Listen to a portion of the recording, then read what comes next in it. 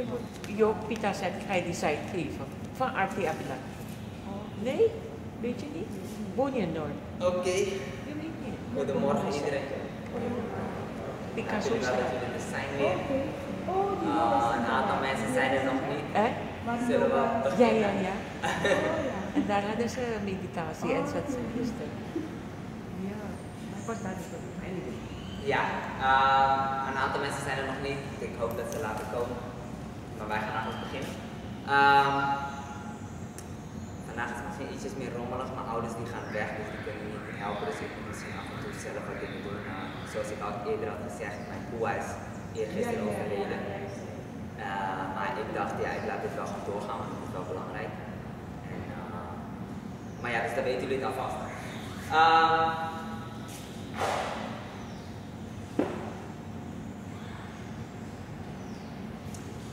Ja, we hebben 1 nieuwe persoon. Welkom. En misschien dat er nog iemand nieuw komt. Oh, ja? Er komt nog iemand? Nieuwe? Ja. Oh. 2 nieuwe mensen.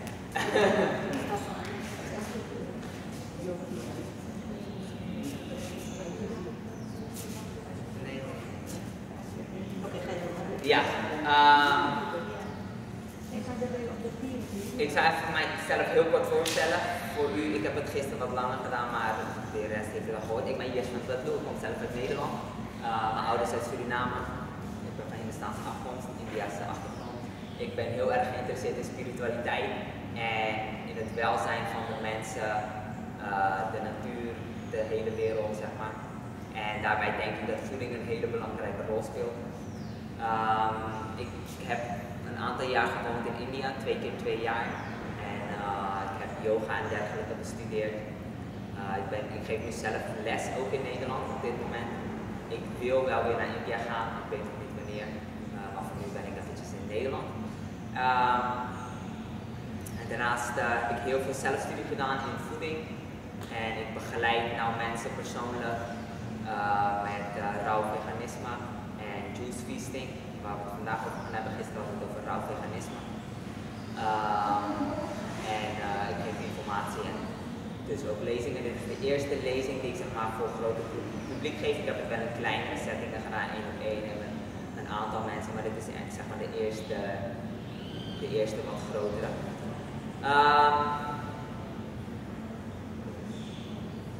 Ja, dat is het eigenlijk in het kort.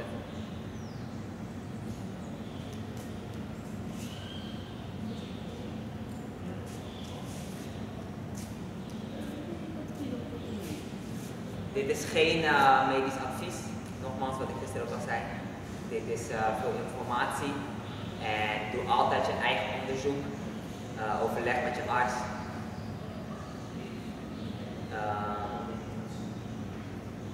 Maar wat ik ook al gisteren zei, in hoeverre behalen de artsen de resultaten. Dus denk zelf goed na, doe je eigen onderzoek.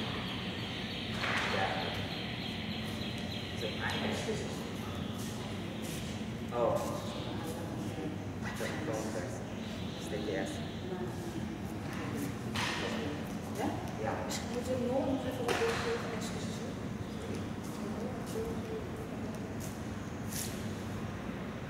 Ja, nee, ik heb het daar ook doorgeschreven, dus ja. Oké. Welkom. Dank u wel. Ja.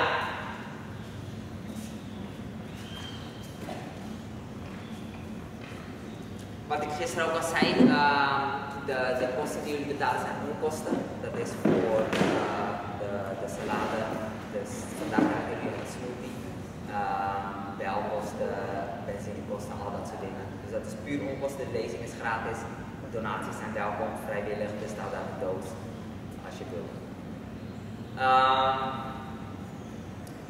Open your mind, wat ik gisteren al had gezegd, wil ik nog een keer even herhalen. Probeer hier te zitten met een open mind. Het zou misschien wat nieuwe informatie zijn.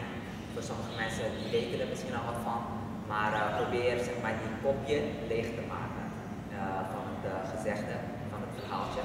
En als een kind zeg maar, volle nieuwsgierigheid naar die nieuwe dingen te luisteren. Ik zeg niet dat je het moet aannemen als waarheid, maar neem het als een deel en doe verder onderzoek en plaatst dan alles bij elkaar en komt zelf tot conclusies. Een korte samenvatting van gisteren. Ik heb jullie uitgelegd zeg maar, hoe het lichaam werkt en hoe het ziek wordt, hoe het gezond wordt. En over rauw veganisme. Er zijn een aantal dingen van gisteren die je echt moet onthouden, ook al vergeet je alles, maakt niet uit. Wat je moet onthouden is, het lichaam is een hoopje van cellen en 2 vloeistoffen. Bloed en het lymfesysteem. Bloed is als de keuken, het lymfesysteem is als de badkamer. Het bloed die voedt alle cellen en het lymfe haalt alle viezigheid van de cellen weg. Dus die cellen hebben metabolisme, die scheiden viezigheid af en het lymfesysteem die haalt dat weg. Dat is heel belangrijk om te weten. Dat is maar een heel simpele uitleg van hoe het lichaam werkt. En dat is overal is dat hetzelfde. In elk orgaan, cellen, 2 vloeistoffen. Dat is belangrijk. Dan dat wij frugivore zijn, fruiteters, zoals alle andere primaten. Dat is belangrijk en dat houdt dus in dat we een rauw veganistisch dieet moeten eten. Gekookt voedsel is doodvoedsel, rauw voedsel is levend voedsel. Dus het dieet is een rauw veganistisch dieet, zoals ik dat gisteren heb uitgelegd. Voornamelijk fruit, groene bladeren, een klein beetje groente, handjevol notenzaden, pitten, maximaal 2 handjes. Of een andere vorm van vet, zoals kokosnoot of avocado, durian, olijven, iets in die richting.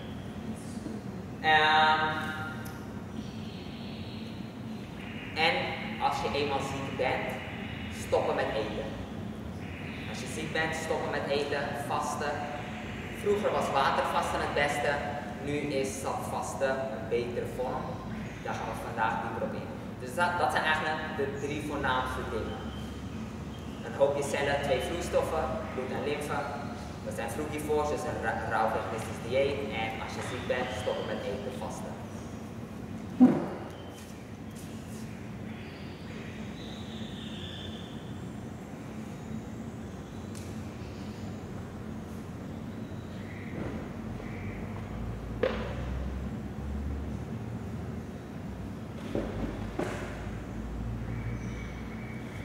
Oké, we gaan het nu hebben over vasten. Wat vasten is. Vasten betekent eigenlijk dat je je onthoudt van iets. Onthouden betekent dat je iets niet doet wat je normaal wel deed. Onthouden betekent ook zeg maar, dat je iets herinnert. Maar onthouden betekent ook dat je stopt met iets doen. Dan heb je verschillende vormen daarvan.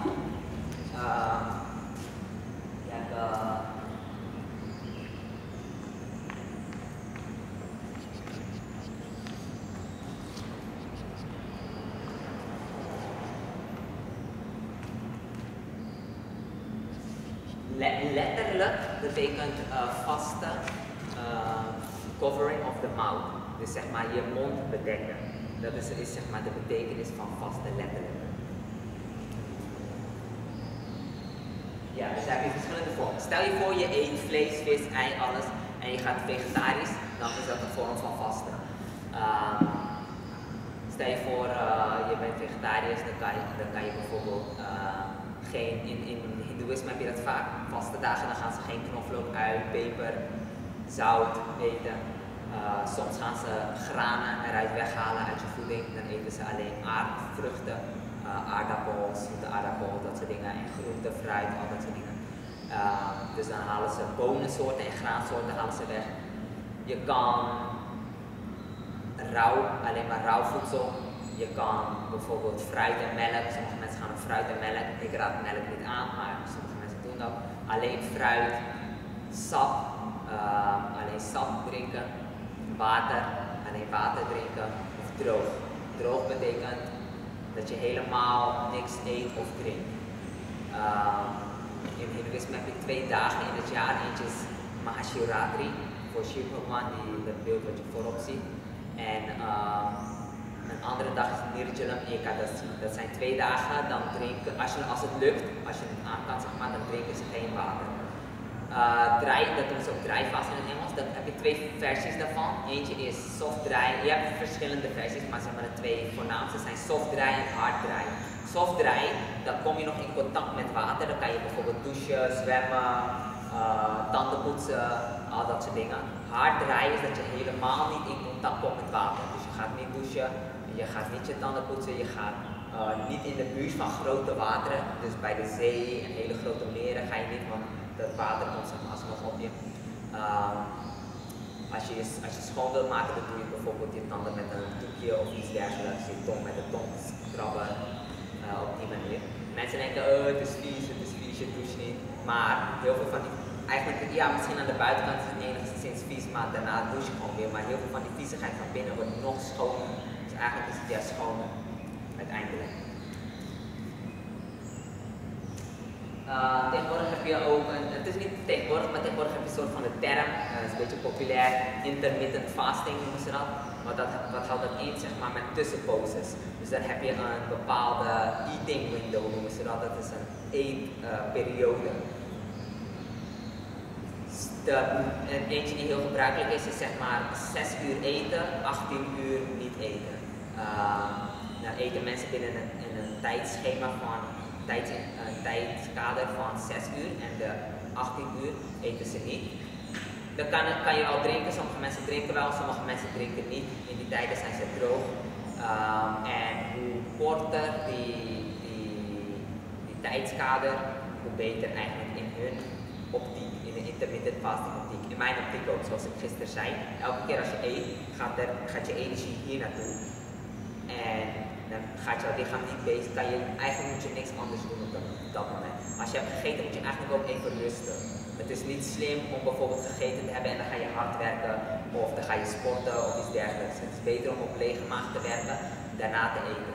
Waarom? Verschillende systemen in het lichaam die verwerken dingen anders. Je hebt zeg maar als je kijkt naar het zenuwsysteem, je hebt verschillende gedeeltes van het zenuwsysteem. Eentje is het centrale systeem, dat is zeg maar je hersenen met je ruggengraat. Het centrale zenuwsysteem, een ander gedeelte is het autonome zenuwstelsel. Dat bestaat uit onder andere 2 delen.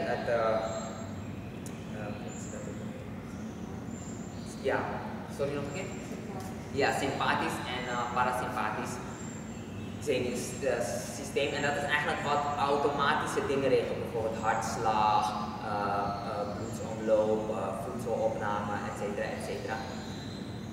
Parasympathisch is als je in rust bent, zeg maar. En sympathisch is, dat noemen ze fight and flight mode, dus vecht- en vluchtreactie. Dus als je in een stresssituatie verkeert, stel je voor, dat is meer van de natuur.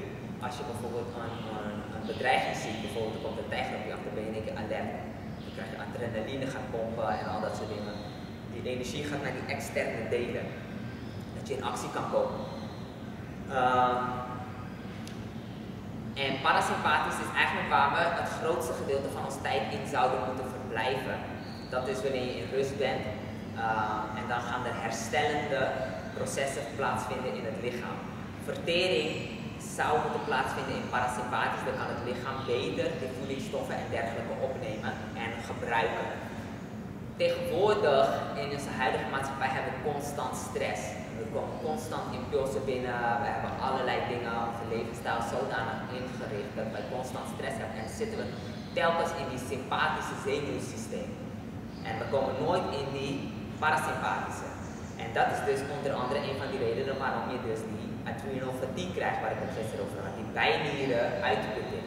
Want hij moet constant, is die allemaal hormonen aan het pompen, om dat zeg maar goed in balans te houden en daardoor raakt hij uitgeput. Daardoor kunnen we dus ook ons voedsel niet meer goed opnemen en dergelijke. We zouden eigenlijk meer tot rust moeten komen, daarom raad ik ook aan voordat je gaat eten even tot rust te komen. Volgens Ayurveda balanceert het ook bepaalde systemen in jouw lichaam en volgens deze leer is het dus van, je komt even in die parasympathisch, dan kan je beter je voedsel tot je nemen. Als we dus actie uit gaan voeren, komen we dus in die sympathisch. Dus stel je voor je hebt gegeten en je zou eigenlijk in die parasympathisch moeten zijn en je gaat werken, dan wordt het voedsel niet meer goed opgenomen. Want hij gaat het bloed, in plaats dat het hier is, gaat hij weer naar die externe delen brengen en dergelijke. Die energie wordt weer verkeerd verdeeld. Dus soms krijg je zijsteken en al dat soort dingen. Kan iedereen me trouwens goed verstaan? Als iemand me niet goed kan verstaan, dan steek ik je hand op. Dan probeer ik harder te praten op de microfoon te pakken. Maar dan kom je dus zeg maar, dus het liefst is een klein beetje rust. na het eten. Je kan lichte dingen doen, bijvoorbeeld wat lopen of zo. In Ayurveda is het vaak nadat je hebt gegeten moet je minimaal 100 stappen lopen, dat is beter voor de vertering. En daarna is het goed om in Vajra asana te zitten. Dat is zeg maar, voor degenen die het kunnen, in deze houding. Dat kan je oefenen als het in het begin moeilijk is. Sommige mensen hun hamstring is te kort, dan komen ze maar tot zoiets of zo. Wat je dan kan doen is kan je hier een kussen plaatsen en dan kan je op die kussen zeg maar leunen. En sommige mensen krijgen hier beneden pijn. Hier beneden, dan kan je hier onder een kussen plaatsen. En als je op alle twee de plekken pijn hebt, dan zet je op alle twee de plekken een kussen. En op een gegeven moment kan je langzamer naar de grond toe. En dan zeggen ze misschien 10, 15 minuten zeg maar, zitten, dat stimuleert die verteringssysteem. Waarom? Er zijn verschillende nadis, noemen ze dat. Dat is, denk ik, maar dat weet ik niet 100% zeker. Zeg maar, zenuwen zijn de fysieke manifestatie van nadis. Denk ik. Nadis is zeg maar, een soort energiekanaal in het lichaam. Dus zeg maar, dit is het grondstoffelijk lichaam. En volgens de yoga-filosofie heb je verschillende lagen van lichamen. Eentje is natuurlijk grondstoffelijk, degene die iets subtieler is, dat is zeg maar het vitale lichaam. Paramaribo noemen ze dat. Het lichaam van de praan. En daarin heb je zeg maar die nadis, dat zijn een soort van kanalen waardoor die praan is levensenergie, waardoor die praan doorheen stroomt. En je hebt dan een nadi die gaat zeg maar van hier, loopt die omhoog en die is zeg maar van het verterings van je maag en dergelijke, je darmen. En die loopt dus van hier tot hier. Dus als je op die manier gaat zitten, stimuleer je hem en hier tegelijkertijd. En dus daarmee stimuleer je die vertering. Oké.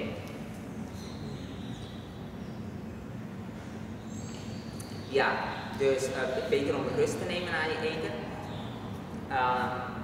Dus hoe minder vaak je eet, hoe beter eigenlijk. Want dan eet je, dan neem je rust en dan daarna kan je lichaam doorgaan met andere processen. Want zoals ik gisteren zei, vertering is het zwaarste werk wat je lichaam doet.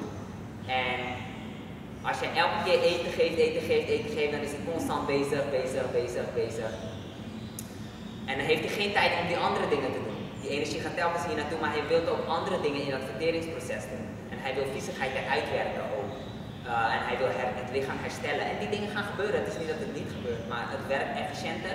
In mijn optiek, als je minder vaak eet, grotere maaltijden. Maar zoals ik gisteren zei, iedereen heeft een andere visie erop. Sommige mensen zeggen juist weer van vaker eten, kleinere maaltijden. Maar dus intermittent fasting. En dan verkleinen ze die tijdswindow van 6 uur, 4 uur, 2 uur. En dan heb je OMAD, dat is one meal a day.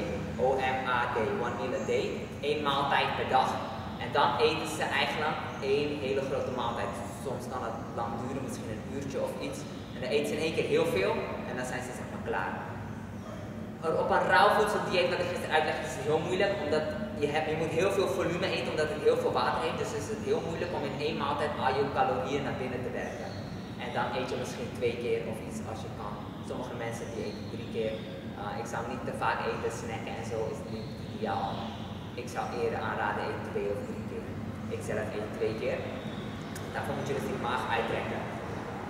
Dat is OMAD. En dan heb je andere vormen van vasten. Bijvoorbeeld stilte. Niet praten is ook een vorm van vasten. Dat ook in Hindoeïsme, in yoga zie je maun vrat. Maun is zeg maar stilte, vrat betekent vasten. Wat er dan gebeurt is je keert in jezelf. En spiritueel is het een goede zuivering. Ja, niet een goede zuivering, het is spiritueel een goede beoefening. En geestelijk is het een goede zuivering, zeg maar. Eigenlijk in stilte kom je tot de waarheid. Als je constant gedachten hebt en dergelijke, dan kan je zeg maar niet goed concentreren en dan kan je niet die hogere bewustzijnsniveaus bereiken. Dus daarom doen ze dan stilte, maar het gaat niet om stilte van de mond, het gaat om stilte van de gedachten, van de geest. Maar die stilte van die mond die helpt erbij, want als je blijft praten, betekent dat je bent aan het denken, veel meer aan het denken, dus die stilte van die mond die helpt erbij. Stilte, dan heb je ook afzondering. Afzondering betekent dat jij jezelf opsluit. Jij ziet niemand, niemand ziet jou.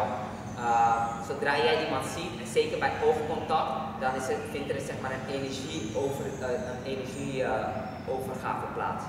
Je wisselt energie uit. Dus mensen die zeg maar diepere spirituele beoefeningen doen, die zonderen zich af. Heel vaak, vroeger hoorde je nog steeds, heb je dat yogis, zeg maar, mensen die yoga oefenen, die gaan de bossen in, die trekken de bossen in, trekken de bergen in, gaan in grotten wonen. Maar je kan het ook op jezelf doen. Sluit jezelf in je kamer op, zorg dat je eten hebt of vraag iemand van buitenaf die voor jou eten brengt. En dan kan je in je kamer blijven. Dat zijn verschillende vormen van vasten. Vasten zie je op heel veel verschillende plaatsen terug. Je hebt er dus heel veel in religieën. Bijna elke religie heeft wel vasten. Hindoeïsme heeft heel veel van die dagen. Bijvoorbeeld boeddhisme heeft het ook. Christendom heeft het ook. Lent heb je volgens mij. Dat is, volgens mij is dat voordat Jezus stierf, maar dat weet ik niet zeker. Jezus zelf heeft 40 dagen in de woestijn gevast. In Jodendom heb je het ook. Mozes heeft 80 dagen, ik denk 2 keer 40 dagen of misschien zelfs 80 dagen gevast. Daarin hebben ze ook bepaalde vaste dagen. Overal zie je, islam heeft nu een vaste tijd, Ramadan.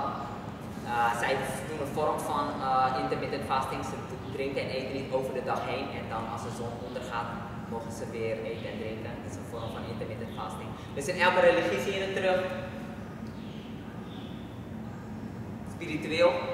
Wat ik dus zeg, is voor spiritualiteit doen mensen vaak vasten. Voor gezondheid vasten mensen vaak. Vroeger, als je hoger onderwijs wilde genieten, bijvoorbeeld in Griekenland of iets dergelijks, dus naar de universiteit wilde gaan, dan zeiden ze vaak dat je 40 dagen moest watervasten.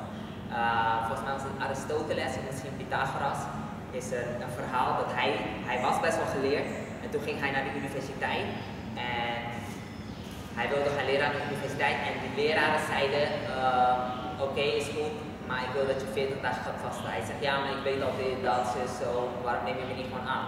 Ze zeggen, nee, maakt niet uit wat je weet, je gaat 40 dagen water vasten. Dan ging die moeder doen, zegt hij, nee, ik wil aangenomen worden. Kijk naar mijn resume. Toen zegt ze, het maakt niet uit wat het is, 40 dagen vasten. Toen dacht hij, oké, is goed, dan ga ik 40 dagen vasten, whatever. Toen kwam hij na 40 dagen terug en toen zei hij, ja, jullie hadden gelijk. Na 40 dagen watervasten ben ik een andere mens geworden. Vasten verandert je als persoon. En dan heb je zeg maar politieke beweegredenen als een soort demonstratie. Mensen gaan vast als demonstratie, ze willen een bepaald doel bereiken. Mahatma Gandhi heeft het bijvoorbeeld heel veel gebruikt.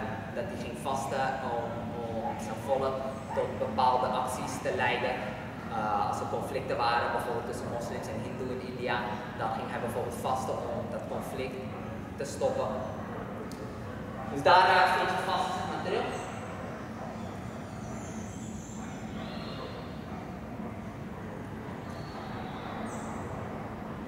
Waarom willen we vasten? Verschillende redenen, heel veel redenen, ik zal er een aantal noemen. Er zijn veel meer hoor. Een van de belangrijkste is dus voor gezondheid en spiritualiteit. Het is een zuivering van het lichaam en een zuivering van de geest. Als jij vast, dan werk je allemaal viezigheid eruit. Dat is lichamelijk, want je stopt met eten, dus jouw lichaam heeft nu die energie om. Dus wat ik zeg, verteren is het zwaarste werk. Als jij stopt met verteren, je hebt geen vezels meer in jouw lichaam. Verteren is zeg maar een van de dingen wat gebeurt met verteren. Jouw lichaam is een soort sapmachine. Het is één grote sapmachine. Dit zijn zeg maar de blender. Je tanden zijn de blender, het maakt het kapot en alles. En vervolgens hier binnen is een soort sapmachine. Hij haalt het sap eruit en die pulp scheidt hij vervolgens uit via ontlasting. Dat is dus best wel zwaar. Zodra je die vezels eruit haalt en hij hoeft die sap niet meer van die vezels los te krijgen, dan hou je dus heel veel energie over. Dus dan kan die energie gebruiken om oude viezigheid eruit te werken. Toxines, oud materiaal. Dus de zuivering van het lichaam. Zuivering van het geest is het ook. Je gaat ook heel veel emotionele oude bagage. We lopen met heel veel emotionele bagage rond. Heel veel dingen hebben we niet verwerkt en zo. Die kunnen allemaal omhoog komen. Geestelijk kan het heel zwaar zijn. Daarnaast, omdat je eet niet meer, is het ook al best wel zwaar. Maar dus er vindt ook een geestelijke zuivering plaats. Het maakt je ook geestelijk sterker. Het geeft discipline. Je hebt discipline nodig om het te doen en je krijgt er ook meer discipline van. Want het is niet makkelijk. Als je bijvoorbeeld als je stopt met eten, maar ook bijvoorbeeld iemand die heel gewend is aan vlees. Als je hem een dagje zegt om geen vlees te eten, voor heel veel mensen kan dat heel lastig zijn. laat staan langere tijd, een week of een maand of zo. Dus als je dat gaat doen, daarvoor heb je discipline nodig en het verhoogt ook die discipline. Want je zegt, oké, je stelt een doel, ik ga dit doen en je werkt er naartoe. Misschien krijg je obstakels in de weg, je geest gaat in de weg zitten, eten of zo, weet je. Dat ga je allemaal krijgen, maar jij zegt nee, ik kies voor dit doel, ik heb een bepaald doel in zicht, voor ogen en dat wil ik bereiken en daar ga je naartoe. En maakt niet uit wat voor obstakels er komen, je gaat er doorheen, zeg maar. Daarbij wil ik wel zeggen, niet forceren. Je mag lichtelijk forceren, maar je moet niet te veel forceren, want wat je dan krijgt is, dan kan het een averechts effect hebben. Dan kan het ongezondheid met zich meebrengen. Dus luister wel ook naar je lichaam en je geest ook. Maar het is niet zo dat bij de eerste gedachte aan, hé, laat me een kippenbout eten, dat je kippenbout gaat eten. Dat niet. Probeer het tegen te gaan. Maar bijvoorbeeld voornamelijk met sapvasten, watervasten en dat soort dingen. Dan moet je heel goed opletten waarom je lichaam. Want als je gaat forceren, stel je zegt van ik wil 30 dagen gaan, maar na 20 dagen zegt je lichaam, rustig aan, dit gaat even niet goed. Dan moet je niet denken, nee, ik heb gezegd 30 dagen, wat gaan mensen van me denken? Of je weet toch, met een hard hoofd doorheen, dat moet je niet doen. Als je lichaam zegt nee, dit is niet goed, misschien kan je een dagje proberen nog extra, maar als hij zegt nee, stop dan. Want anders in plaats dat jij werkt aan je gezondheid, word je alleen maar ongezonder ervan. Dus het verhoogt discipline, het vergroot je comfortzone. Wat je nu doet is eigenlijk, op wat voor manier werkt dat? Zeg maar. Als je een comfortzone kan je zien als een soort cirkel. Jij bent in het midden en je comfortzone is die cirkel. Hoe kleiner die cirkel is, hoe minder groot je comfortzone is. Hoe groter, hoe meer comfort. Nu kies jij ervoor om zeg maar, naar die grens toe te gaan. Dus jij gaat nu eigenlijk, dus hoe wordt het groter of hoe wordt het kleiner, dat zal ik eerst uitleggen. Elke keer als jij voorbij die grens gaat en je raakt daaraan gewend, dan groeit die cirkel. Elke keer als jij zeg maar te comfortabel leeft en je gaat nooit voorbij die grens, dan wordt die cirkel eigenlijk kleiner en kleiner en kleiner en kleiner. Dus wat je wilt om comfortabeler te zijn in meer situaties is zeg maar telkens tegen die grens aangaan en iets eroverheen. Dat hoeft niet altijd, maar wel met tijden. Vasten is een van die dingen. Het is niet comfortabel om te gaan vasten. Je denkt niet, oké, bij dit ga je wel je denken als je het gaat ervaren. Maar bij heel veel van die vormen van vasten is het zeg maar, je onthoudt je van iets wat je normaal gesproken doet, leuk vindt, lekker vindt en dergelijke. Nu ga je buiten die comfortzone. Wat je wil is, je wil nooit te extreem gaan. Stel je voor je wil je comfortzone vergroten, je moet nooit extreem gaan, want dan kom je eigenlijk in een oncomfortabele situatie en dat geeft meer stress. Dus dan werk je eigenlijk niet daaraan. Je moet net over die grens gaan, een klein beetje. Het is oncomfortabel, maar je kan het aan. Wat je nu doet, kijk, normaal gesproken word je geforceerd in zo'n situatie. Er gebeurt iets wat je niet fijn vindt. Dan word je buiten je comfortzone geplaatst en dat geeft de stress, want je weet er niet zo goed mee om te gaan. Je hebt er niet voor gekozen, dus dat is niet fijn. Maar wat we nu doen we het vrijwillig. Wij gaan zelf daar naartoe, we gaan er iets overheen, niet te ver. En dus nu is het onze keuze van, ik ga buiten mijn comfortzone. Daarmee heb je meer controle erover en kan je zeg maar groeien. Dat is beter om te groeien. Als je wordt geforceerd, dan veroorzaakt het stress. Dus het vergroot je comfortzone. Daarnaast, omdat je dat nu doet, dit is één situatie, maar je gaat leren om ook met andere stresssituaties beter om te gaan. Waarom? Het is eigenlijk eenzelfde soort proces, maar alleen met een andere situatie. Nu is het bijvoorbeeld het eten, maar de volgende keer, als je bijvoorbeeld in het verkeer zit en iemand snijdt je af, normaal zou dat misschien stress veroorzaken, maar nu, omdat jij beter met stress om kan gaan, kan je ook beter met die situatie omgaan. Dus je leert ook beter met stress omgaan.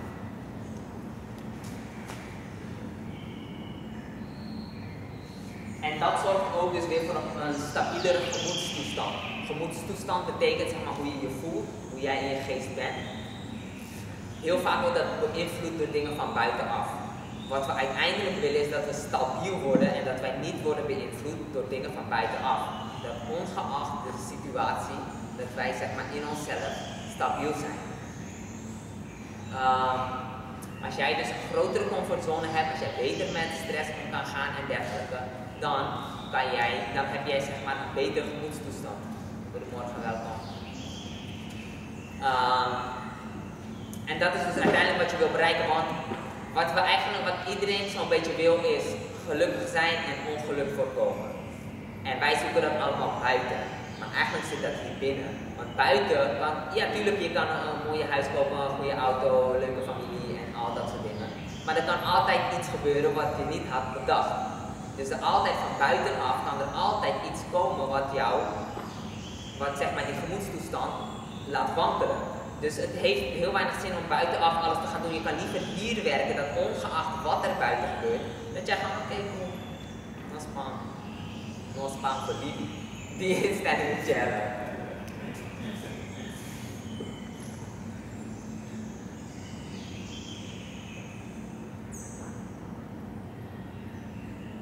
Oké, dan gaan we nu specifiek over het sapvasten en eigenlijk sapfestijn hebben, juice fast of zoals John Rose het noemt, juice feast.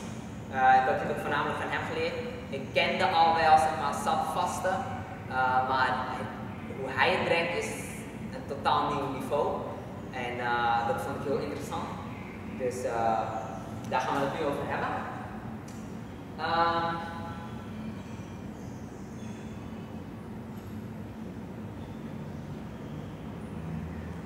Ik ga jullie het protocol uitleggen.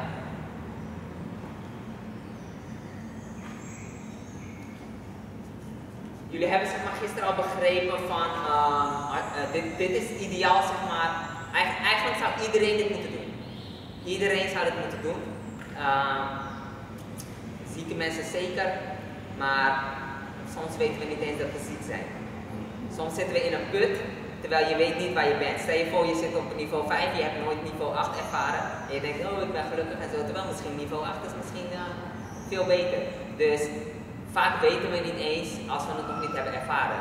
You don't know what you don't know. Je weet niet wat je niet weet. Sommige dingen weten we dat we niet weten. Stel je voor, je bent slecht met wiskunde, dan weet je dat je geen algoritmes kan berekenen of iets dergelijks. Dat weet je. Maar sommige dingen waar je helemaal geen weet van hebt, dat weet je niet eens dat je het niet weet.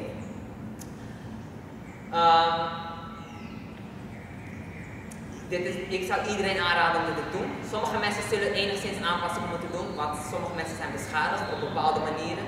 Sommige mensen hebben te veel gifstoffen en dan kunnen ze het niet snel genoeg afvoeren. Die zullen dan misschien een stapje terug moeten doen. Die zullen er een beetje mee moeten spelen. Misschien moeten ze naar een transitiedieet, zeg maar, langzamerhand afbouwen. Bijvoorbeeld naar vegetarisme, veganisme, meer rauw in een dieet, langzamerhand meer zout. Dus, maar voor het overgrote deel die kan het gewoon doen. Voor het overgrote deel is het geen probleem. Misschien enigszins aanpassingen.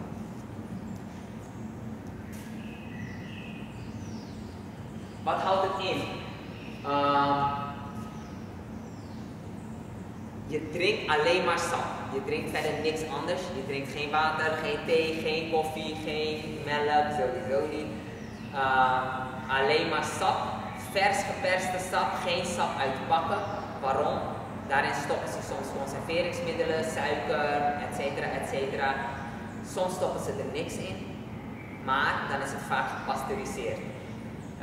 Dat houdt wel in dat ze puur sap zijn, het is puur vruchtensap of puur groentesap of wat ze ook hebben, maar het is gepasteuriseerd. Pasteuriseren betekent dat ze het verhitten op een heel hoge temperatuur, en dan gaan alle bacteriën en dergelijke dood en daardoor kunnen ze het heel lang bewaren. Maar als jij sap vers perst, dan kan je het niet lang bewaren. Je gaat zien, het gaat op een gegeven moment rotten, dus er moet iets mee zijn gedaan. Precies. Dus die pasteurisatie is niet goed, want het is doodsap. Wij willen levend voedsel eten. Met die pasteurisatie vernietigen ze ook heel veel voedingsstoffen. Enzymen gaan dood, dus dat willen we niet. Geen dingen uit de supermarkt of zo, geen gepasteuriseerd, geen conserveringsmiddelen, vers geperst. Je kan het kopen bij een bedrijf, dat is geen probleem. Ik weet, het kan wat tijd kosten, misschien heb je een heel druk leven, heb je kinderen, familie, 9 tot 5 baan, etc. Heb je geen tijd om het zelf te doen, dan kan je het kopen bij een bedrijf. Maar het moet dus wel gewoon vers zijn. Zij gaan het dan vers voor je persen, ze brengen het, of je moet het ophalen of iets dergelijks. Dan kan je het zo doen, dat is oké. Bijvoorbeeld waarmee ik deze lezing heb gedaan, Noor van Love Your Body and Smoothie, Love Your Body Juices en Smoothies. Zij verzorgt het bijvoorbeeld. Je hebt een andere mevrouw, ze zal vandaag ook komen, maar ze is niet gekomen. Chantal Barkassin, ja, van Amazone Wellness Tours. Zij verzorgt het ook. Ik zal jullie al die gegevens nog doorsturen. Dan kunnen jullie zeg maar, met hun contact opnemen. Dan kunnen zij dat ook voor jullie doen. Uiteindelijk zeg ik het beste is om het zelf te doen. Jij weet wat je doet. Het is het allerverste. Dat is uiteindelijk het beste. Jij kan jouw smaak aanpassen. Wil je meer gember, wil je meer wortel, wil je meer watermeloen, et cetera. Hoe jij het wilt kan je het precies maken. Je kan het helemaal vers maken, is het beste. Alleen maar sap. Je eet niks. Je eet helemaal niks. In deze periode eet je niks. Je wilt geen vezels tot je nemen.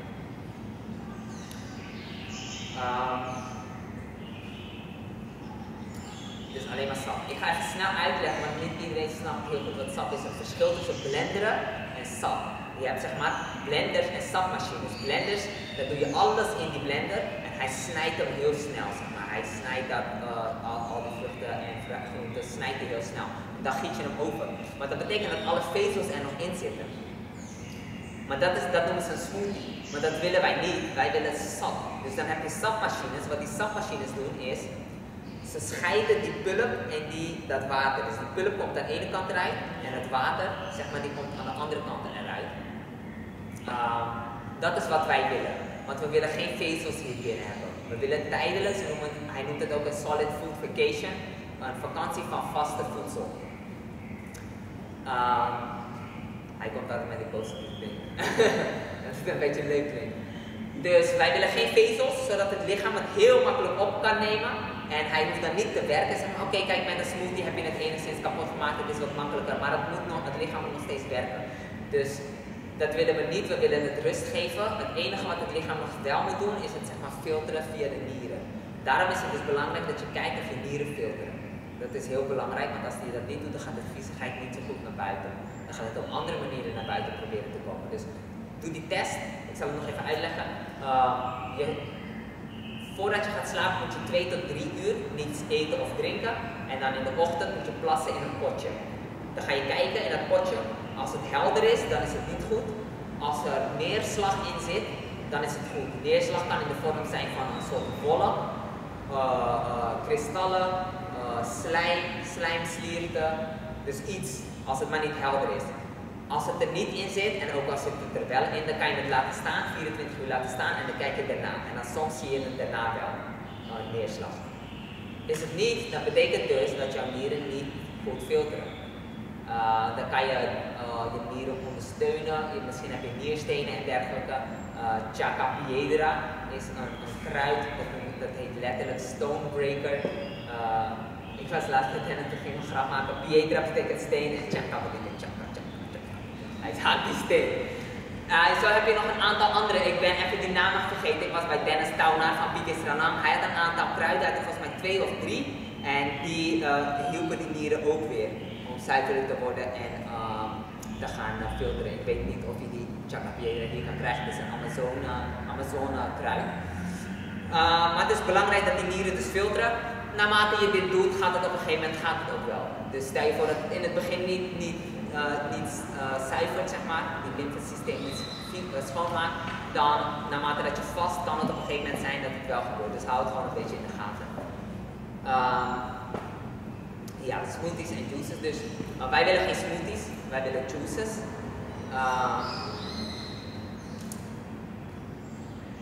Smoothies hebben ook een plaats gewoon in het dieet, maar nu voor het vasten specifiek heb ik het over. Geen smoothies, maar juices. In je dagelijks eten kan je wel doen, smoothies en zo. Dat was uw vraag ook van, raad je smoothies af? Ik raad het niet af, een blender raad het niet af. Het heeft voordelen, het heeft nadelen. Kauwen en eten is eigenlijk goed. Het is denk ik het beste als je goed koudt. Daarom is goed kauwen belangrijk. Maar stel je voor, dat raad ik aan voor fruit, voornamelijk. Groente is wat harder, sommige mensen kauwen niet genoeg. Best is om genoeg te kauwen, maar dan kan je bijvoorbeeld blenderen, dan heb je alvast een soort voorgekauwd iets. Dus dat is een voordeel ervan. Maar het heeft dus voordelen en nadelen. Nadelen zijn dus dat het gaat oxideren. Elke keer als je hem snijdt, dan komt er lucht bij en licht en warmte en dergelijke. En dan gaat het dus oxideren, dus dan gaat het slecht. Dus dat is bijvoorbeeld weer een nadeel ervan. Dus het heeft zijn plaats. Ik gebruik het ook. Ik ik gebruik het tegenwoordig heel weinig. Af en toe gebruik ik het om een smoothie te maken. Toevallig heb ik gisteren een smoothie gemaakt, maar meestal eet ik mijn fruit gewoon heel. Ja, de sap, daar heb je verschillende soorten sapmachines. Je hebt een centrifuge sapmachine, je hebt een drukpers, hydraulic press in het Engels, en je hebt een slow juicer. Centrifuge, wat hij doet is, hij gaat met een soort ras, gaat hij heel snel er langs, dus hij snijdt het constant heel snel, heel fijn, en daardoor krijg je zeg maar sap eruit, en die pulp doet hij aan de andere kant. Dankjewel hoor, tot ziens. En van welke waren jullie ook alweer? De West. De West. Oké, is goed, dankjewel. Dag.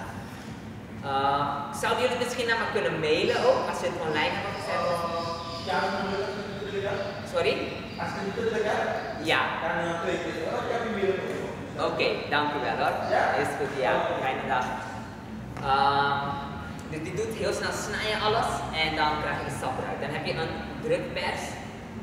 Wat die drukpers doet is, hij drukt hem eigenlijk. Hij heeft zeg maar een soort hydraulic. Heeft die kracht, dan drukt die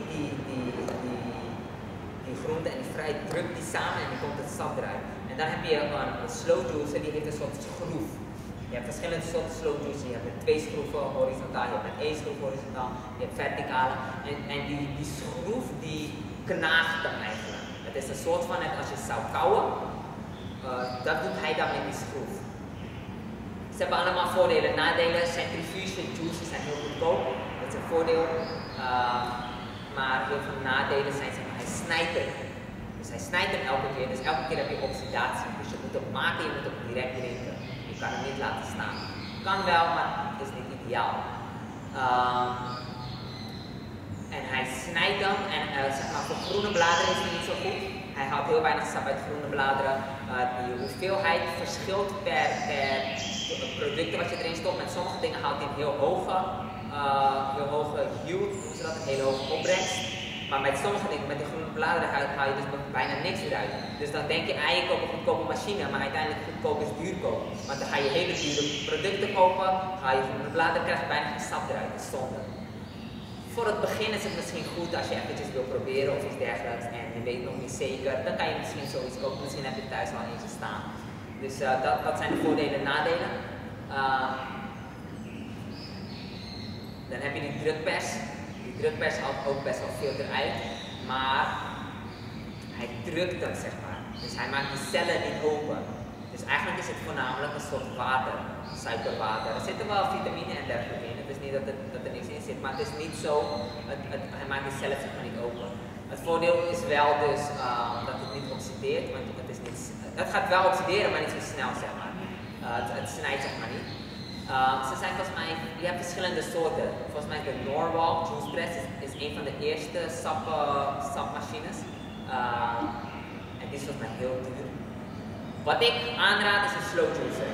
Dat is in mijn optiek het beste. Dat is met een langzame proces, daarom is het slow. De centrifuge gaat heel snel, het maakt heel veel herrie. Als je dat doet, dan dat is gewoon herrie. Deze hoor je heel, het is heel normaal, je hoort het heel weinig. En wat die doet, is dus net als hoe je koudt, hij maakt die cellen open. Dus hij maakt die cellen open en dan gaat er meer voedingsstoffen eruit. Die opbrengst is hoger. Voor bepaalde producten, voor heel veel producten is die opbrengst hoger. En omdat hij hem dus niet snijdt en hij doet het langzaam, gaat het minder snel oxideren. Je kan het dus ook bewaren. Het is niet ideaal. Ideaal gezien wil je niet direct opdrinken, maar je kan het bewaren. Daar ga ik dadelijk over praten. Dat is dus een voordeel.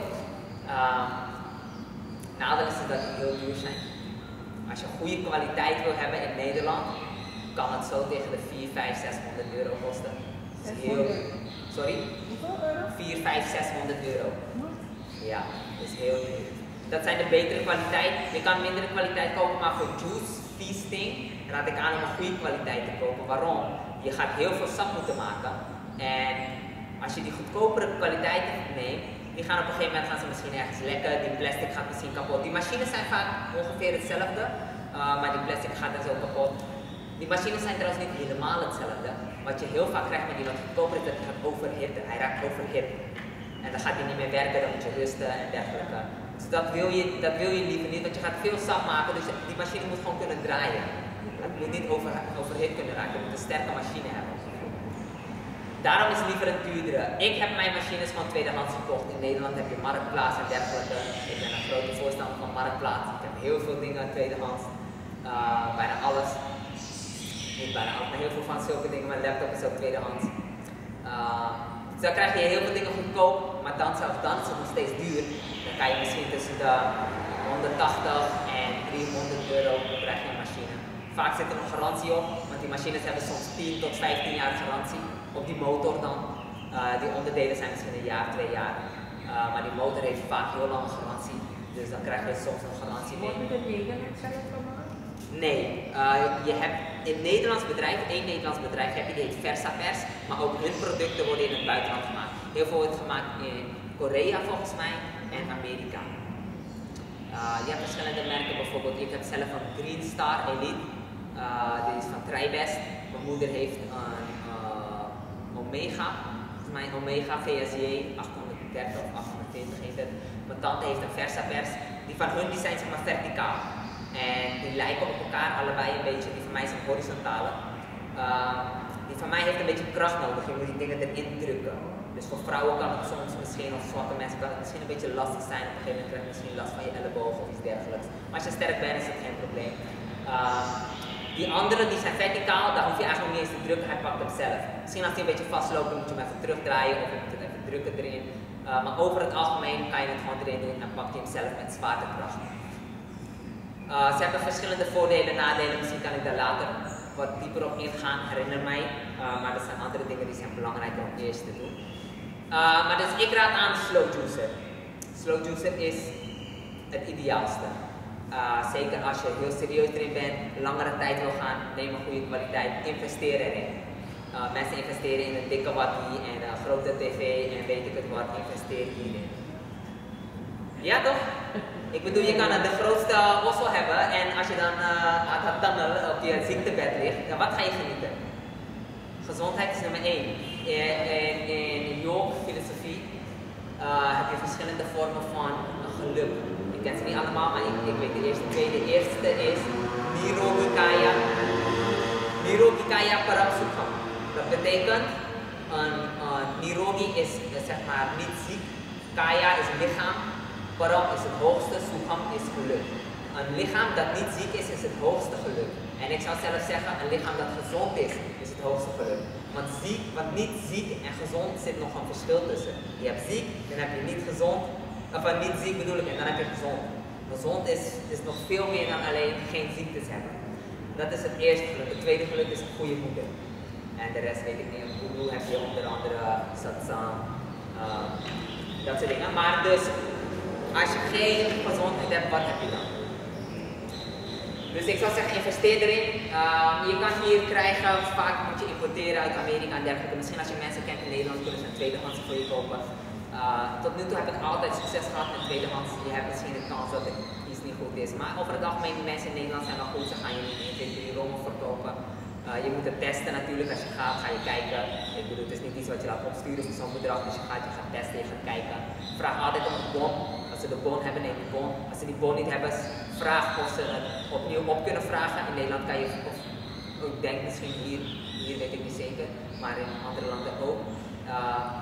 Als ze het bijvoorbeeld digitaal hebben gekocht of iets, een bewijs hebben gepint of zo, dan kunnen ze vaak die bon nog een keer krijgen van het bedrijf. Als ze die bon niet meer hebben. Ja, dus dat. Dan kan iemand het misschien brengen voor je of zo, dat weet ik of het rijden. Slow juice dus.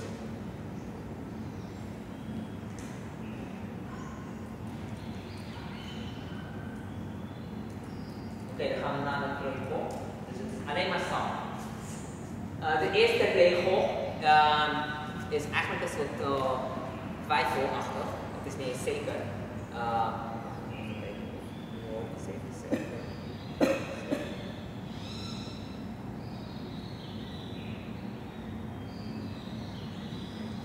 De eerste regel is geen fruit en groente combineren. Maar wat ik zeg, dit is geen vaste regel. Dat werd vroeger vaak gezegd vanwege dus die verschillende verteringstijden, maar aan de andere kant dit is sap. Dus dit werkt misschien ook weer anders op het lichaam. Maar dit werd dus vaak gezegd, maar door de ervaring heen gingen mensen het wel doen en die hadden geen probleem. Dus test het op jezelf.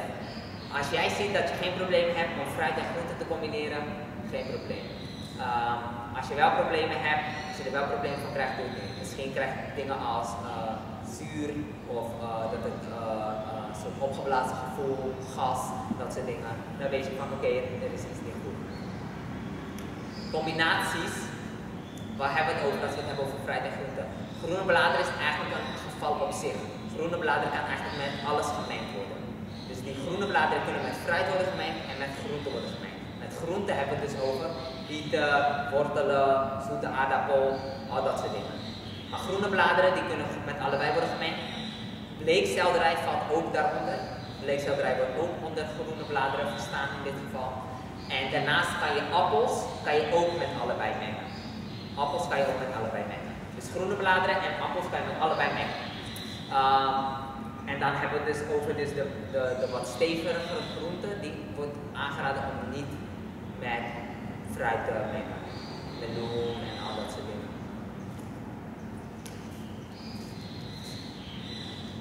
Nummer 2 is je sap filteren. 7. Dus we willen geen vezels hier binnen.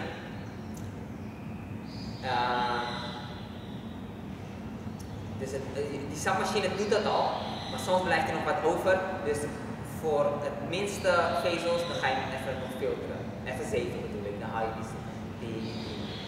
die vezels helemaal eruit. Wat we willen, zeg maar, het ideale doel is eigenlijk dat je net zo lang doorgaat totdat je helemaal schoon bent. Dus dat je stopt met poepen. Dat is het ideale. Wat je gaat zien, dit kan een hele tijd duren. Dit verschilt per persoon. Als jij jong bent, je hebt een relatief goede levensstijl gehad, je ouders waren gezond, dan misschien binnen een maand, 2 maanden ben je klaar. Als je een ouder bent, je hebt een slechte levensstijl gehad, dan kan het misschien 3, 4, 5, 6 maanden duren. Dus we praten over een lange tijd.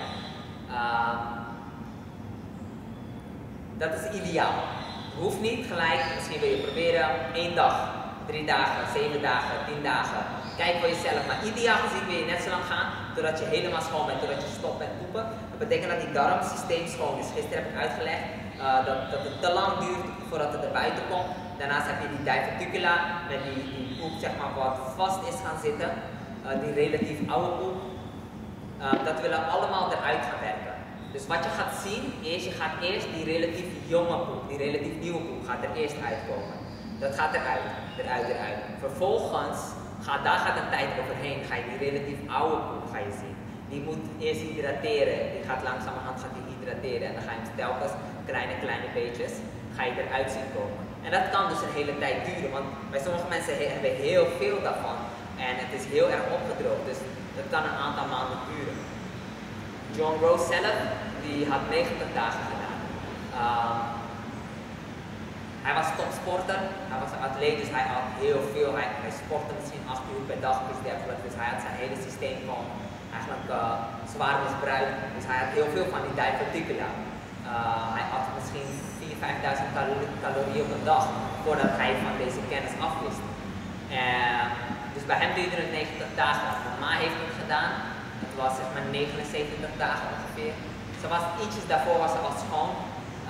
Maar dus zeg maar misschien 75 dagen. Maar zij is al heel veel jaren vegetariër en voordat ze begon had ze ook al best wel veel rauw. Dus dan begin je ook al wat meer schoon te maken. Kunnen jullie mij nog steeds horen ook met die regen?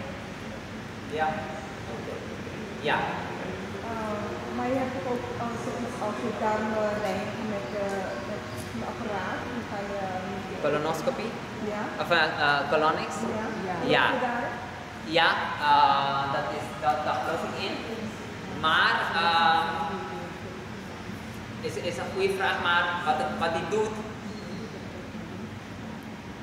hij doet is zeg maar, hij gaat alleen naar de dikke darm. Dus je hebt zeg maar, je slokdarm, even heel simpel, je hebt meerdere delen, maar slokdarm, mond, slokdarm, maag, dan gaat die dunne darm, dikke darm. Even heel snel. Die dunne darm is heel moeilijk om te bereiken. Die maag kan je bereiken, die dikke darm kan je bereiken, maar die dunne darm kan je zeg maar niet zo goed bereiken. Dus wat colonics noemen ze dat is een darmspoeling in het Nederlands. Die darmspoeling en enemas daar kan ik het misschien later over hebben. Enemas, dat kan je zelf thuis doen. Klisma, dat doe je van achterin doe je water. En die colonies doet dat ook. Dus daarvoor moet je naar een kliniek, daar hebben ze een apparaat. Maar die enema kan je zelf doen. Dan doe je water van in je anus. En dat stroomt dan je endeldarm en je dikke darm en dergelijke in. En daar kan je, met de enema kan je niet zoveel water. Versta je de proces? Ik ga wel iets harder praten. Dan kan je, die enema gaat niet zoveel, maar die colonics gaat nog dieper. Dat doen ze nog meer. Alleen, het gaat alleen tot de dikke darm. Dus die dunne darm kunnen ze niet in. Dus ze halen dat gedeelte weg, dat is goed. Wetende dat je eigenlijk, het moet geen oplossing zijn. Het is een tijdelijk iets. Dus het is niet, oh ik blijf rotzooi eten en ik doe eens in de zoveel tijd op een colonics. Oké, dat is goed. Zo niet. Het kan een ondersteuning zijn. Op die manier wel. Maar uiteindelijk moet jouw lichaam het dus zelf goed genoeg af kunnen voeren. Het moet schoon genoeg zijn en goed genoeg af kunnen voeren. Maar dus die bereikt alleen de dikke darm. En die bereikt alleen het relatief nieuwe materiaal. Die oude materiaal heeft tijd nodig om te hydrateren. Die kan die niet in één keer eruit halen. En die dunne darm bereikt die helemaal niet. Dus het is een ondersteuning, maar het is niet in vergelijking. Het is niet te vergelijken. Maar ik heb begrepen, in het verleden, vroeger als men naar het ziekenhuis ging, het eerste wat men deed is een darmspoeling. En dat wordt nu niet meer gedaan. Klopt. Vroeger, een tijdje kon je er volgens mij naar vragen.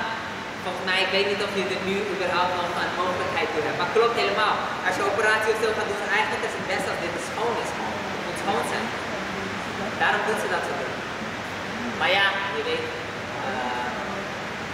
Maar in ieder geval, dus ja, ideaal gezien dat je schoon bent, daar kan tijd overheen gaan. Daarna, ja. Ayurvedisch heb ik geleerd om je darm te reinigen met kasterool. Kasterool? Ja, kasterool. Ja.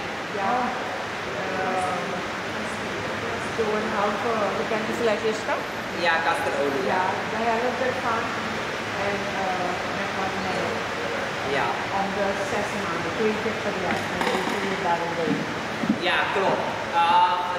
Het verschil tussen lange termijn vasten en zulke dingen, dus bijvoorbeeld vasten, je hebt zeg maar purging, dat noemen ze zeg maar extreem reinigen.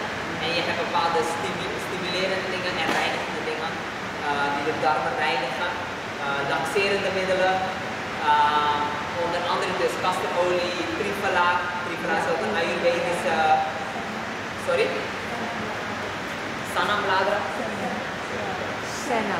Senambladeren, oké, dat ken ik niet. Senambladeren, maar dus verschillende dingen die dat laxeren. Maar het haalt niet alles weg. Het haalt sowieso niet die droge materiaal weg. Zelfs al haalt het al die nieuwe materiaal weg, die droge materiaal is hard. Die blijft, die heeft een eigen plaats gecreëerd. Die gaat nergens naartoe. Die trui die komen daar niet in. Die moet eerst zacht worden voordat hij eruit kan. En dan weg kan spoelen. Dus zelfs, dat kan dus bijvoorbeeld als sappen, ja. Dus zelfs al haalt hij, ik denk zelfs dat hij niet alles weghaalt, ook al het eruit kan, maar zelfs al haalt hij alles weg, het kan, dan haalt hij die oude materiaal niet weg, hij haalt alleen het nieuwe materiaal weg. Dus dat is eigenlijk het grote verschil tussen het sapvasten en ja, we zullen het dit doen.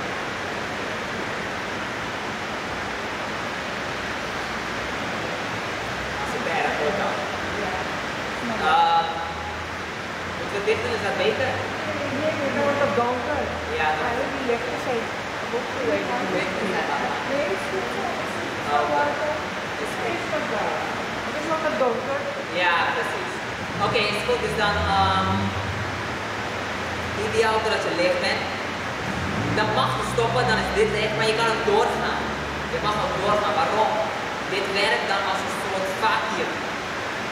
En dan gaat die viezigheid zeg maar zo eruit kunnen trekken. Die andere, bijvoorbeeld als je zelf vies is en hij ziet van het lymfesysteem is vies, dan houdt hij het vast, toch? Dan houdt hij die viezigheid vast, wat ik moest uitleggen. Maar nu kan dit, dat noemen ze al fontaine in het Engels. Dat is een soort extra uitscheidingsorgaan. Hij gaat meer die gif zeg maar weghalen. Dus dan gaat die cellen gaan die viezigheid kunnen wippen en dat kan dan door middel van die darmen kan het dan eruit gaan. Dus dan kan je nog dieper reinigen. Dus het is niet zo dat als je darmen schoon zijn, dat je dan gelijk moet stoppen. Je mag doorgaan om dieper het lichaam zeg maar, te reinigen. In sommige gevallen, zeker als je ziek bent, is dat verstandig. Want je darmen zijn wel schoon, maar misschien is het lymfesysteem nog niet helemaal schoon. Terwijl je bezig bent, zal het lymfesysteem ook langzamerhand schoon worden. Maar misschien als je heel vies bent, kan het nog best een tijd duren. Gisteren luisterde ik weer even naar die lezing. En hij zei van mensen met artritis volgens mij, artritis. Na 30 dagen waren de darmen misschien schoon, maar pas na 100 dagen begon die pijn weg te gaan. Omdat zo lang was die viezigheid was daar. Dus je kan doorgaan, het is niet dat je moet stoppen. Maar ideaal gezien dus, totdat je gestopt bent.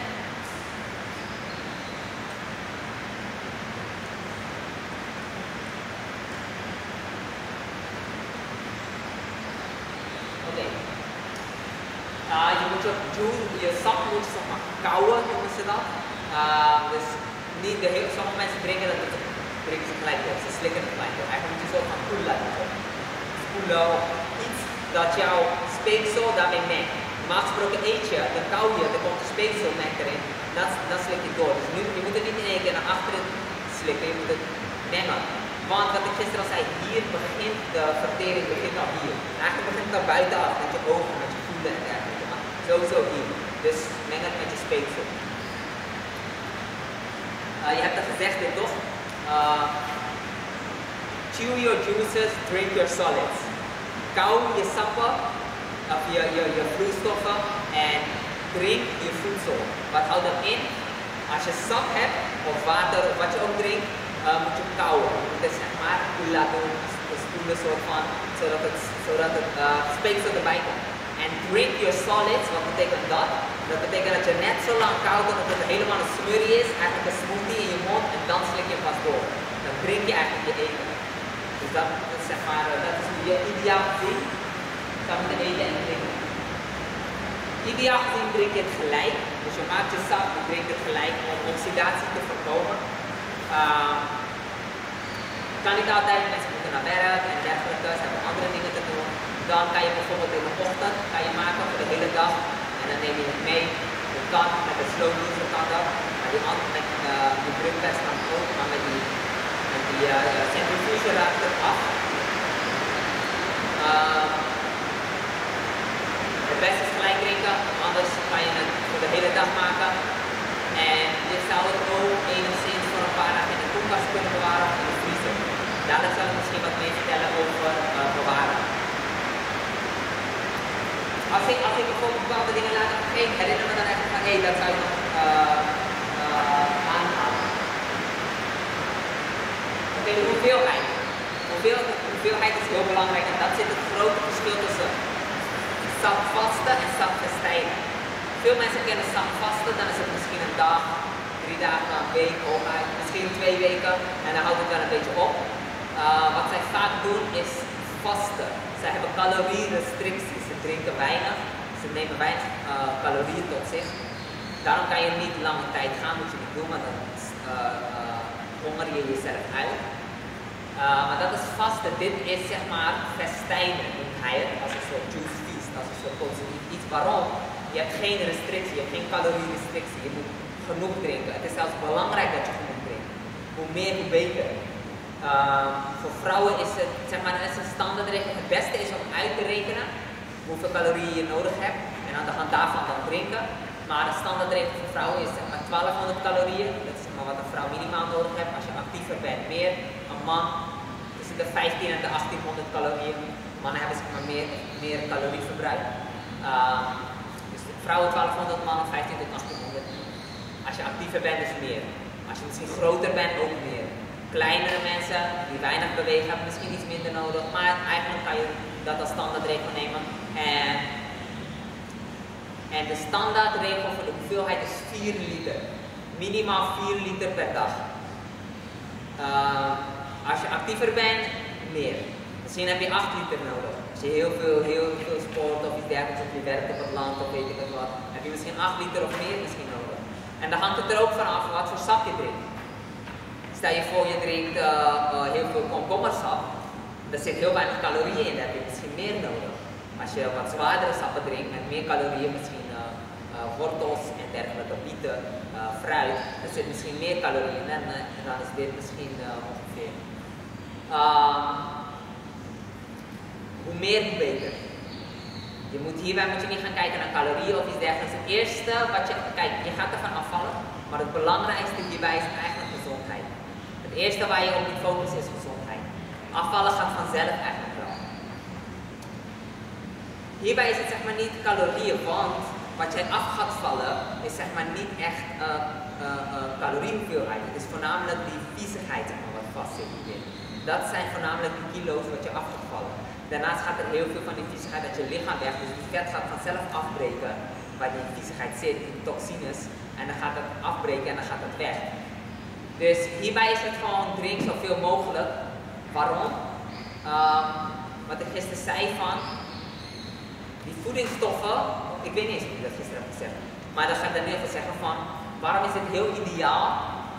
Een van de redenen is die detox-symptomen, zeg maar die gifstoffen die komen in het lichaam. Als het lichaam dat niet snel genoeg af kan voeren, dan blijft dat in het lichaam en dan kan dat zeg maar detox-symptomen veroorzaken. Dat zijn zeg maar ziektesymptomen.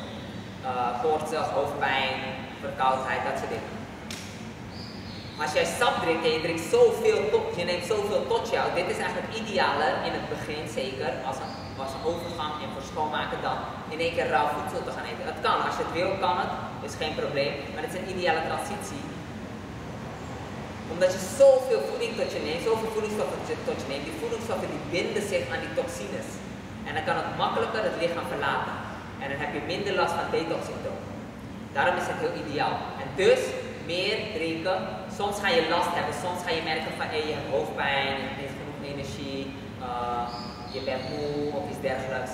Heel vaak is de reden dat je niet genoeg drinkt. Het eerste advies is altijd meer drinken. Kijk wat er gebeurt als je meer drinkt, misschien gaat het weg. Is het niet zo het geval, dan kan je uitscheidingsorganen ondersteunen, daar zal ik het later over hebben. Misschien moet je rusten, als je moe bent moet je rusten, al dat soort dingen moet je luisteren naar je lichaam. Maar in eerste instantie is het meer drinken. Dat zou in de meeste gevallen helpen. Dus genoeg drinken, hoe meer hoe beter. Ja, ja. Sorry? Ja, ja. Ja, geloof ik in. Ik zal later het verschil uitleggen daarvan. Ik doe het zelf elke maandag droog vasten, 24 uur minimaal. Meestal is het meer richting de 36 uur, maar ik doe het elke maandag drijfvesting. Maar ik raad het niet aan voor de meeste mensen in het begin en dat zal ik dadelijk uitleggen, het verschil zeg maar.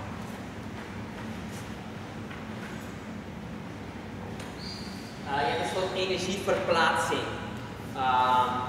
Omdat jouw bloed gaat nou hier naartoe om viezigheid eruit te werken. Hij krijgt zeg maar nu de kans om die rotzooi eruit te werken. Dus heel veel van jouw energie zit zeg maar hier om schoon te maken. Dus wat je dan moet doen is, waar je mee moet opletten is, je moet niet te snel opstaan. Als je te snel opstaat, dan kan je misschien duizelig worden. Je kan misschien zwart voor je ogen gaan zien, dat soort dingen, licht in je hoofd. Dus je moet zeg maar rustig opstaan, dat soort dingen moet je doen. Dat was nog iets.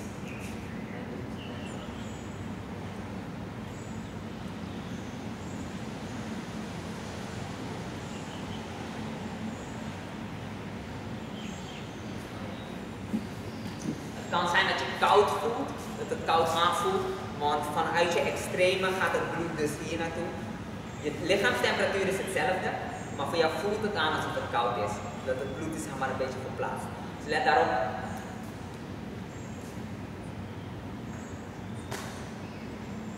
Dan de supplementen. Essential fatty acids, de essentiële vetzuren, die zijn belangrijk. Omega 3, omega 6. In principe, als je groene bladeren neemt, genoeg groene bladeren. Ik raad aan zoveel mogelijk groene bladeren. Hoe meer hoe beter. Maar dat kan ik misschien eerst zeggen. Hoe is je verhouding? Wat drink je? Je wilt minimaal 50% groente, maximaal 50% fruit. Dus minimaal 50% groente, maximaal 50% fruit. Als je meer groente kan, beter. Als je alleen maar groente kan, doe dat. Maar het wordt misschien een beetje saai qua smaak. Het kan duur zijn. Het duurt langer. Er komt minder sap uit groenten. Dus voor dat soort redenen kan je misschien fruit doen. Maar houd het op maximaal 50%. Minder is beter. Dat heeft onder andere te maken met dat het geconcentreerd is in suiker. Dus dat verhoogt. Dus fruit op zichzelf kan je eten hoeveel je wil. Maar dit is omdat die vezels eruit zijn, is het geconcentreerde suiker. Dus dan kan je die suikerspiegel te snel verhogen. Dus dat kan wat schade met zich meebrengen. Dus ideaal gezien meer groenten. Het heeft ook heel veel van die voedingsstoffen. Dus zeker in het begin, om veel van die gifstoffen af te voeren, zijn groenten best wel ideaal. Later, stel je voor je bent al wat schoner, dan kan je naar meer fruit gaan. Dus meer fruit eten bijvoorbeeld, meer fruitsap. Fruitsap heeft wel dus als nadeel dat het enigszins die bloedsuiker kan verhogen, maar die enige schade wat er wordt aangedaan, dat wordt wel weer later hersteld. Dus fruit gaat eigenlijk dieper als reiniging. Dus groenten dan op een gegeven moment plateauwen met je detox. En als je dieper wilt gaan om nog dieper te reinigen, dan is het fruit. Dat is wat Dr. Robert Morse een idee is. Ook daar hebben ze maar weer verschillende ideeën in. John Rose die zegt in principe, zijn protocol is gewoon minimaal 50% groente, maximaal 50% fruit. Voornamelijk dus onder andere voor die voedingsstoffen. Maar Robert Morse is dus meer zeg maar, van fruit. Hij behandelt zijn mensen eigenlijk met fruit en kruiden, zoals ik gisteren zei.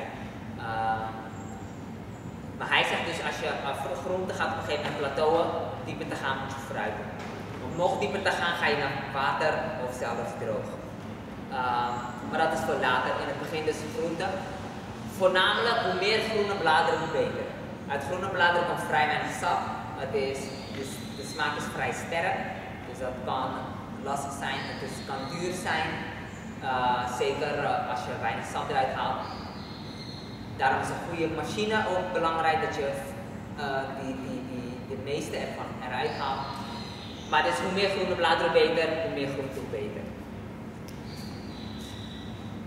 Ja, dus de supplementen. Dus het belangrijkste is die essential fatty acids, essentiële vetzuren.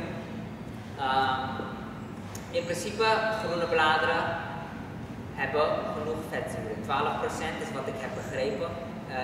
Is die vetzuren. Dan gaat het dus om die omega 3, omega 6.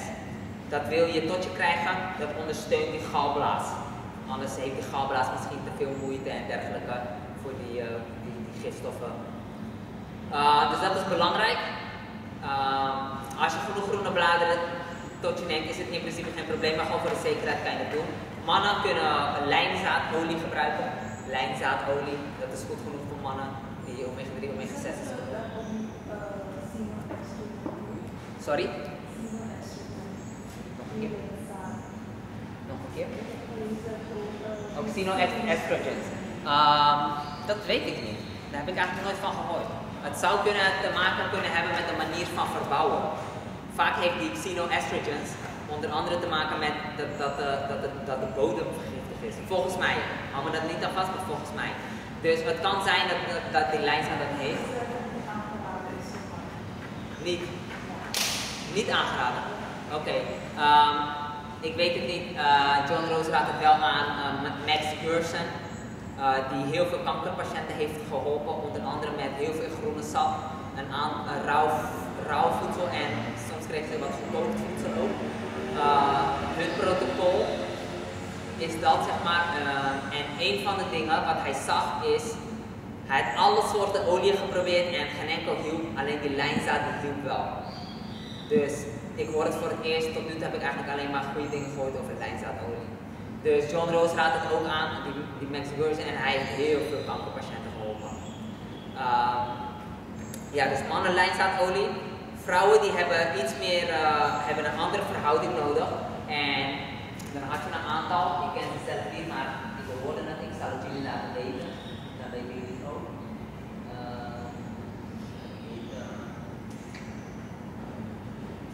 Borgil noemen ze het. Het is volgens mij B-O-R-G-I-L.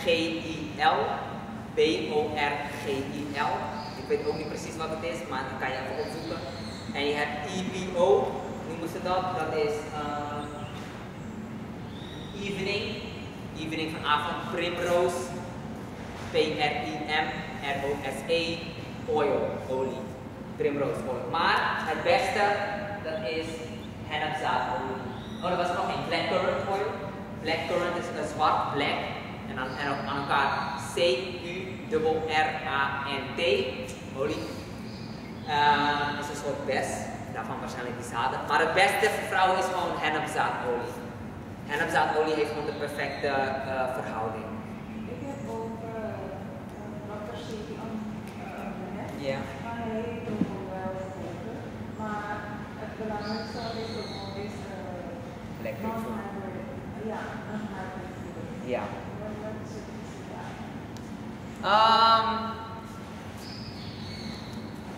Ik weet het nog niet precies.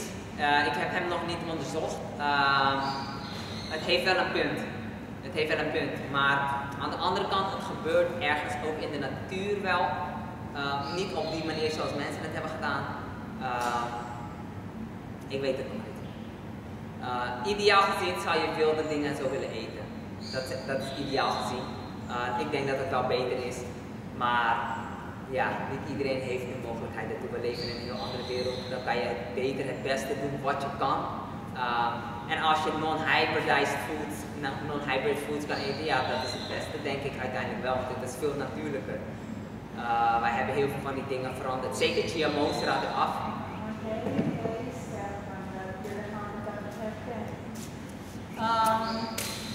Ja, dat weet ik ook niet of dat het geval is. Want er zijn heel veel mensen die wel misschien hybrids eten.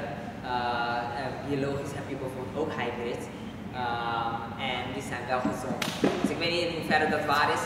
Ik denk wel, uiteindelijk is het wel beter, zeg maar. Want het is wel op een manier verwerkt of veranderd dat het niet meer oorspronkelijk was zoals het was. Maar ik heb daar nog niet per se een definitieve mening over. Maar op dit moment denk ik wel van, het is wel beter, zeg maar. Ja, vrouwen hennepzaadolie. En dan, ja.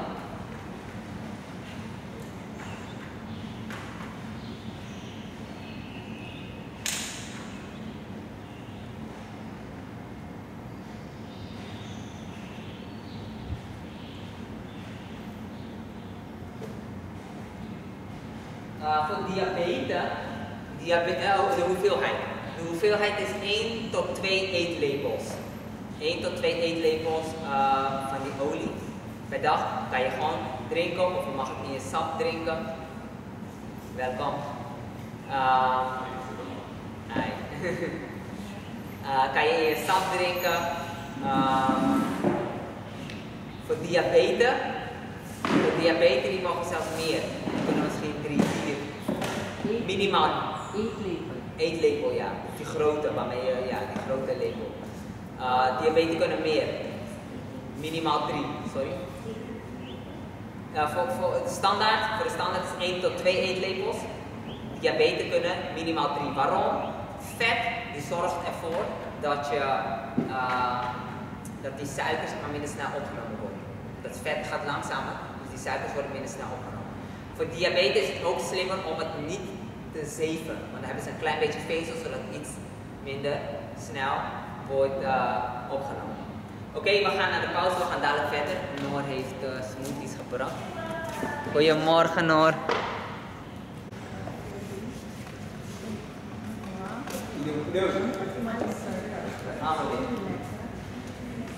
We waren bij supplementen.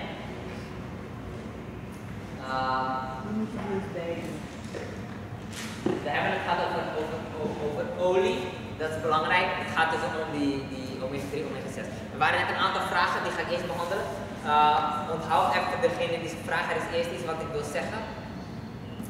Dus je hebt zeg maar het oude materiaal.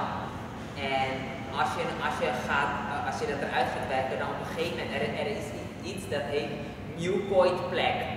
Mucoid plek, dat letterlijk betekent het eigenlijk een soort slijmige plak. Mucoid is zeg maar van mucus, slijm, plak, plek is plak. Dat is die oude materiaal en dat is echt heel vies. Het komt eruit als een soort rubber. Dus als het eruit komt, dan ziet het eruit als een soort fietsband. De binnenband van een fiets. Precies dat. Het is gewoon hard. Het heeft zo'n structuur, het ziet heel raar eruit. Het heeft van die vormen van hoe je darm is. Je dunne darm, en van die bolletjes, zo Dat is de meest voorkomende. Het komt voor in allerlei verschillende vormen, maten en dergelijke. Dat is dus dat ding wat dus helemaal vast zit. Dat noemen ze mucoid plek. Dat kan je op een gegeven moment eruit zien komen. Mucoid plek. M-U-C-O-I-D. Nee, D. M-U-C-O-I-D. Mucoid en dan plek is P-L-A-Q-U-E. Plak. Ja, plak, ja. Mucoid plek. En je gaat ook zien, zeg maar, die vormen van die diverticula. Dus die zakjes wat in die darmwand zitten. Als die eenmaal enigszins gehydrateerd zijn, ze gaan niet helemaal zacht worden. Zodra ze eruit kunnen komen, gaan ze eruit komen. Dus dat soort dingen ga je ook kunnen zien in je ontlasting. Maar dat betekent dus dat die rotzooi eruit gaat en dan weet je dus wat hier allemaal binnen zit. Dus, volgens mij, wat ik even zoeken, dat komen we denk ik dadelijk op.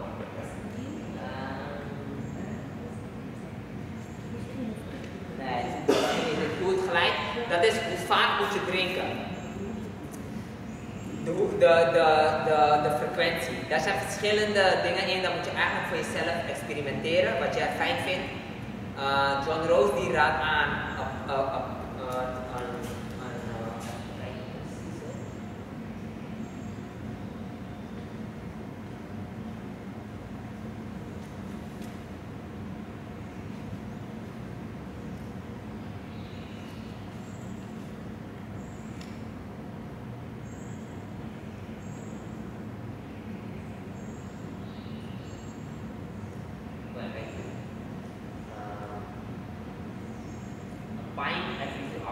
dat is voor mij een halve liter.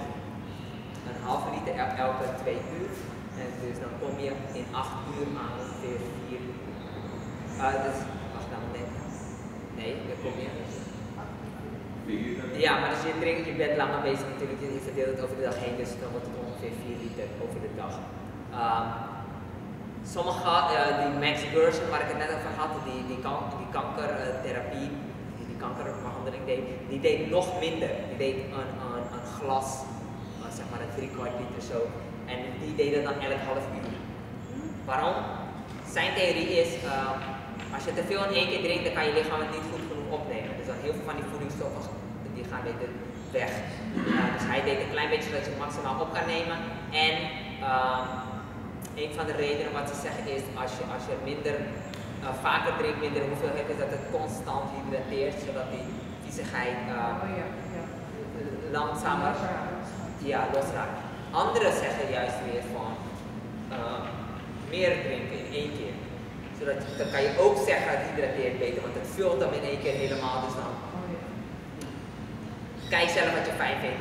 Ik lees wel eens de comments onder die filmpjes en dan één persoon die zei, dus zij raden dit aan, dat zijn dus zeg maar de experts die heel veel mensen gaan laten vasten en dergelijke. Maar één iemand die deed bijvoorbeeld, die was aan het vasten en op een gegeven moment voelde hij van, het voelde niet meer zo fijn en hij zat er zelfs aan te denken om te stoppen. Maar toen ging hij kijken, wat heb ik afstaan. Voorheen dronk hij een grote hoeveelheid in één keer, misschien 1,5 liter in één keer. En het enige wat hij eigenlijk veranderde was dat hij kleine hoeveelheden ging drinken. En daardoor voelde hij zich niet meer zo fijn. Toen ging hij terug naar grote hoeveelheden drinken en toen voelde hij zich weer fijn. Dus kijk voor jezelf wat je fijn vindt. Dit is wat zij aanraden, maar het kan voor jou anders zijn. Iemand had nog een vraag volgens mij. Dat ik zei van onthouden. Nee, niet meer. Oké, dat was het wel denk ik. 2 dingen. Zou je zo later iets vertellen wat ik net wat het was? Over het opstaan. Bewaren. Ja, bewaren, dan gaan we. Ja. Dan heb je andere supplementen, bijvoorbeeld dus die Chaka Piedra. Als je nieren niet goed werken, kan je dat gebruiken. Je hebt dingen als superfoods, noemen ze dat. Dat zijn zeg maar hele geconcentreerde voedingsstoffen. Bijvoorbeeld je hebt spirulina. Spirulina is een alg. Gisteren was volgens mij sommige mensen weg, maar je kan ook algen eten. Als je rauw zit, kun je ook algen eten. Dat zijn zeg maar zeegroenten. Dingen als dulce heb je, ik weet niet al die namen uit mijn hoofd, wakame.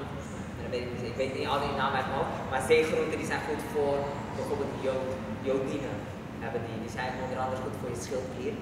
Gewoon jood tot je nemen is niet slim, want dat kan juist problemen veroorzaken, maar dit is organisch gestructureerd, dus daarom is het beter. Spirulina is dus ook een soort alg iets, blauwe alg noemen ze het. Het is een micro-alg, heel klein. Vers is het heel moeilijk te verkrijgen. Sommige bedrijven doen het volgens mij. Ik weet niet of je het internationaal kan verschepen, maar je hebt dan poeders. Ik weet niet of het hier in Suriname verkrijgbaar is, helaas is het heel duur. Het is plantaardig en volgens mij niet eens plantaardig, volgens mij überhaupt. Het heeft de hoogste concentratie proteïne. Ja, ik heb capsules ooit ervan. Of van spirulina? Spirulina. Okay. Ik vind het zelf best lekker. Het is een beetje zoutig en zout krijg je niet zo vaak op je rauw voedseldieet. Maar het is heel duur. Ik neem het eigenlijk niet in. Dus ik had het gewoon een keer geprobeerd. Het komt in poedervorm, het komt in capsules dus, het komt in hoe noem je dat?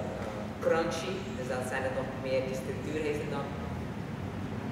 Dat kan je nemen of als je meer proteïne wil of zo, is niet per se nodig. Chlorella, dat heeft heel veel chlorofiel. Maar als je genoeg groene bladeren neemt, heb je ook heel veel chlorofiel. Dat zijn vaak, dus dat kan je als poeder doen. Wat heb je nog meer? Ja, dat zijn voornamelijk Amerikaanse dingen. Nature's First Food, Perfect Food, Vitamin Vital zijn, Natural Cellular Defense. Dat zijn vaak van die potjes, daar hebben ze verschillende dingen gedaan, maar bij elkaar gedaan. Soms krijg je rauwe, dat zijn wel goed dan rauw gedroogd en dergelijke. Maar het is niet per se nodig. Kijk, die andere supplementen waar we het gisteren over hadden, moet je wel voor jezelf checken. DHA, DHA, vitamine D3, B12. Als je dat nodig hebt, dan heb je dat waarschijnlijk sowieso al nodig. En dan moet je dat ook hier tijdens je vasten moet je dat gewoon blijven doen.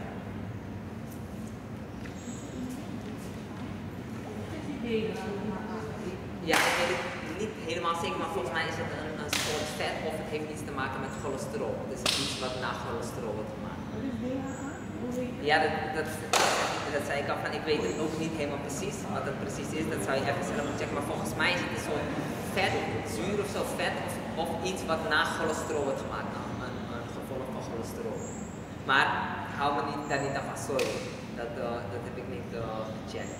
Maar ik weet dat ze dat altijd zeggen. Cholesterol ook. Als je cholesterol aanmaakt, dan moet je daar ook voor supplementeren. Oké, zelfdiagnosis. Prognoses. Dus je kan zeg maar zelf kijken waar jij last hebt, pijn hebt en dergelijke. Wat je doet is je gaat gewoon zeg maar masseren. Je gaat zeg maar hier binnen ga je masseren. Drukken gewoon. En dan als je ergens pijn voelt, je kan diep drukken gewoon. Ik heb net gedaan, dus diep drukken. Maar je kan dat zeg maar gewoon zo zeg maar echt helemaal voelen van hey. En als je dan ergens pijn voelt, dat betekent daar is iets niet goed. Pijn is een feedbackmechanisme. Dus stel je voor je hebt ergens pijn, dan kan het zijn dat daar een harde brok zit. Dan wat je dan kan doen is je kan daar gaan masseren zeg maar. Wat je moet weten is zeg maar de dikke darm die gaat van hier gaat hij zo omhoog, dan gaat hij zo naar de zijkant. En dan gaat hij van hier zo naar beneden, dan draait hij een beetje en dan gaat hij in de darm en anders gaat hij zo eruit. Maar dan ga je dus daar masseren, dan kan je hem los masseren. Dan kan je misschien in stukken breken op een gegeven moment, misschien kan het meerdere dagen duren. En dan gaat het op een gegeven moment gaat het weg. Dus overal waar je pijn voelt, dan kan je daar meer aandacht aan besteden.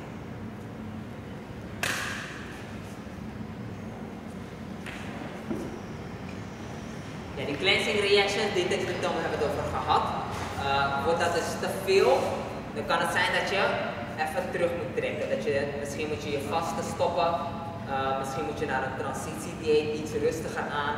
Want het kan misschien te veel zijn, maar voor de meeste mensen is het goed te doen. Maar let daar dus wel even op. Ga niet forceren.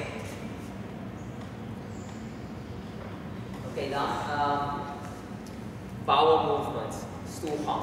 Dat is heel belangrijk. Eigenlijk moet je elke dag naar het toilet gaan. Je moet elke dag minimaal 1 keer naar het toilet gaan, want die toxines komen vrij en die moeten dus eruit. Hoe meer je dat dus eruit kan werken, hoe beter. Dus die komen dus ook in je ontlasting terecht, werken eruit. Elke dag naar het toilet. Lukt dat niet, dan kan je bepaalde manieren gebruiken om dat te ondersteunen. Eén daarvan is enema, klisma. Daar zal ik het misschien dadelijk nog over hebben. Maar elke dag naar het toilet. Hoe ga je naar het toilet? Squatten. Dus zeg maar hurken wat ik gisteren liet zien. Zo moet je zeg maar op het toilet zitten. Als je een gattoilet hebt, dan is het handig. Als je geen gattoilet hebt, dan moet je acrobatisch worden. Maar kijk naar een bankje naar je darm. Sorry? Dat doe ik dan met gewoon een bankje voor Een bankje, ja. Squatty potty, dat ga je zelf Indiërs doen dat, ze zetten gewoon op het toilet, ze maken het kapot hoor bij mensen. Sorry? Indiërs. Als je het toilet zwak is, ik zit eigenlijk... Op die toilet. Ja, zo Nee, maar is het ik zit op dit toilet zo. Ik zit ook zo op die toilet. Ook zo. Ik weet het. Dat is spannend. Niemand gaat veel wegen nadat hij dit doet. Ja. Ja. Klopt, dat doen ze squatty potty. Post doen squatty potty. Oké, even centraal allemaal, we hebben niet zoveel tijd. Ideaal gezien ga je dus zo op je toilet. Sorry, misschien verder. Ideaal gezien wil je dus zo zitten op je toilet. Dat gaat in het begin misschien niet. Wat je gaat doen is oefenen. Je gaat eerst zeg maar gewoon op de grond oefenen, totdat je dat kan. Als je eenmaal comfortabel langere tijd op die manier kan zitten, langere tijd, weet je dat je gewoon goed bent, dan ga je het op je toilet oefenen, nog zonder te poepen. Dus gewoon normaal, je gaat gewoon oefenen. Als je eenmaal comfortabel zo kan zitten op je toilet, dan pas ga je het doen met poepen. Tot die tijd, totdat je dat zeg maar kan, dan heb je wat zij dus inderdaad zeggen, dat noemen ze potty squatty. Of potstoel. Potstoel. Ja. Poepstoel. Oh, poepstoel. Dat is zeg maar een soort krukje. Je hebt tegenwoordig zelfs helemaal speciale toiletten die dat hebben, maar dat is een soort krukje. Maakt niet uit wat je doet, een doos of een kruk of weet ik het wat, een krat. En die kan je dan voor je toilet zetten en dan kan je je voeten enigszins verhogen. Dat is beter. Maar het is niet ideaal. Want het is nog steeds niet hetzelfde. Uiteindelijk moet je deze houding aannemen. Waarom? Als jij normaal zit, dan jouw darmen maken een soort knik. En die knik, daar gaat niet alle poep zeg maar eruit. Dus er blijft altijd een klein beetje over. Dat is een van de redenen. Een andere reden is dat je meer druk moet uitoefenen. Als jij eenmaal zo zit, dan gaat die anus ook meer open en die hele systeem werkt zeg maar zo. Dat het makkelijker eruit gaat. Dat is recht zeg maar. Dus die knik verandert. Die wordt recht en dan gaat het zeg maar eruit. Een ander iets is omdat je knieën zeg maar tegen je buik aan zitten, knelt die bepaalde delen af. En daardoor gaat die poep zeg maar niet terug. En als die terug gaat, kan die weer vergiftigen. Dus dan knelt die hem af, dan kan die alleen maar één kant op. Daarnaast, omdat je zo zit, zit er ook druk op je buik, dus je hoeft minder druk zelf uit te oefenen, het gaat makkelijker naar beneden. En zo heb je nog andere redenen zeg maar. Maar dus ideaal gezien wil je zeg maar squatten. Minimaal 1 keer per dag. Let op zeg maar. Soms denk je dat je moet puffen, maar het is geen puff, het is poep. Dus elke keer, ik raad aan elke keer als je moet puffen, ga naar het toilet liever en ga daar puffen. Want soms is het puff, maar soms is het geen puff. Nee, maar ze zeggen dat puff is een boodschap van de darmen dat er iets aankomt. Oké, dat kan. Dat zou kunnen, dat weet ik niet per se. Ik denk, mijn ervaring is dat dat niet altijd het geval is. Ja, dat kan misschien ook per persoon verschillen en het systeem. Maar wat ik dus zeg is zeg maar van, soms denk je moet puffen, maar je moet niet puffen en dan puff je hier en dan is je onderbroek vies. Dus ik raad aan, ga elke keer naar het toilet en doe iets in je onderbroek of iets, weet je, een papier of iets dergelijks. Voor de zekerheid, je weet maar niet. Want nu gaat alles loskomen, hè. Soms ga je 10 keer naar het toilet op een dag. Dus het gaat er loskomen. Bij sommige mensen die houden te veel vast. Dan kan het even duren, maar op een gegeven moment gaat het loskomen en het gaat eruit. Het wordt gewoon diarree-achtig. Dus je gaat constant moeten gaan. Ik zou zelfs aanraden, doe een luier aan voor de zekerheid. Het is misschien gekkigheid, maar gewoon voor de zekerheid, weet je. Oké, het is een beetje raar voor de meeste mensen, maar doe dan in ieder geval iets. Maar ja, dus hou daar ook een beetje rekening mee van. Je gaat heel vaak naar het toilet gaan. En je gaat het niet goed vast kunnen houden, want het is vochtig. Het is zeg maar vloeibaar. Dus als je gaat, moet je gaan. Als je moet gaan, direct. Dat is trouwens ook zo als je rauw eet. Want je eet heel veel water, dus het is heel vochtig. Dus Het is moeilijk om vast te houden. Als je gaat, moet je gaan. Dat is sowieso gezond. Mensen houden ook soms hun poep vast. Dan wordt het dus droger en harder. Dat is niet gezond. Dan heb je zeg maar bepaalde kruiden die dat kunnen helpen.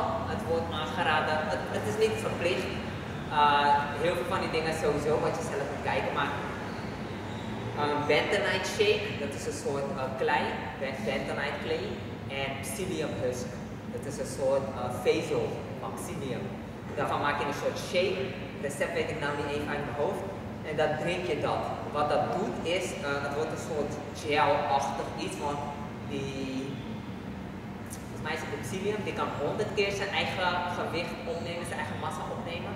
En die bentonite, die kan ook zoveel keer zijn eigen gewicht opnemen. Dus wat ze doen is, ze trekken eigenlijk die viezigheid, nemen ze in zich op en die gaat dan naar buiten. Maar dat is of je dat wil doen of niet, is aan jezelf. Waar we het net over hadden, over die mucoid plek. Heel veel mensen zien die mucoid plek komen nadat ze dat hebben gedaan. Dus sommige mensen zeggen dan weer van, ja, dat is niet, dat zit daar niet, charcoal, ja. Charcoal. Dat moest ik ook doen trouwens. Oké, ja. Bij die darmding. Oké, ja, bij die darmspoeling. Dus wat ze dan zeggen is die bentonite clay was die oorzaak ervan. Maar andere mensen zien die rotzooi ook eruit komen zonder dat ze die psyllium bentonite shake hebben gebruikt. Dus het betekent van het zit daar wel. En die dingen kan er misschien eruit. Misschien kan die enigszins veroorzaken, maar bij sommige mensen zit het er en zonder dat ze het gebruiken komt het eruit.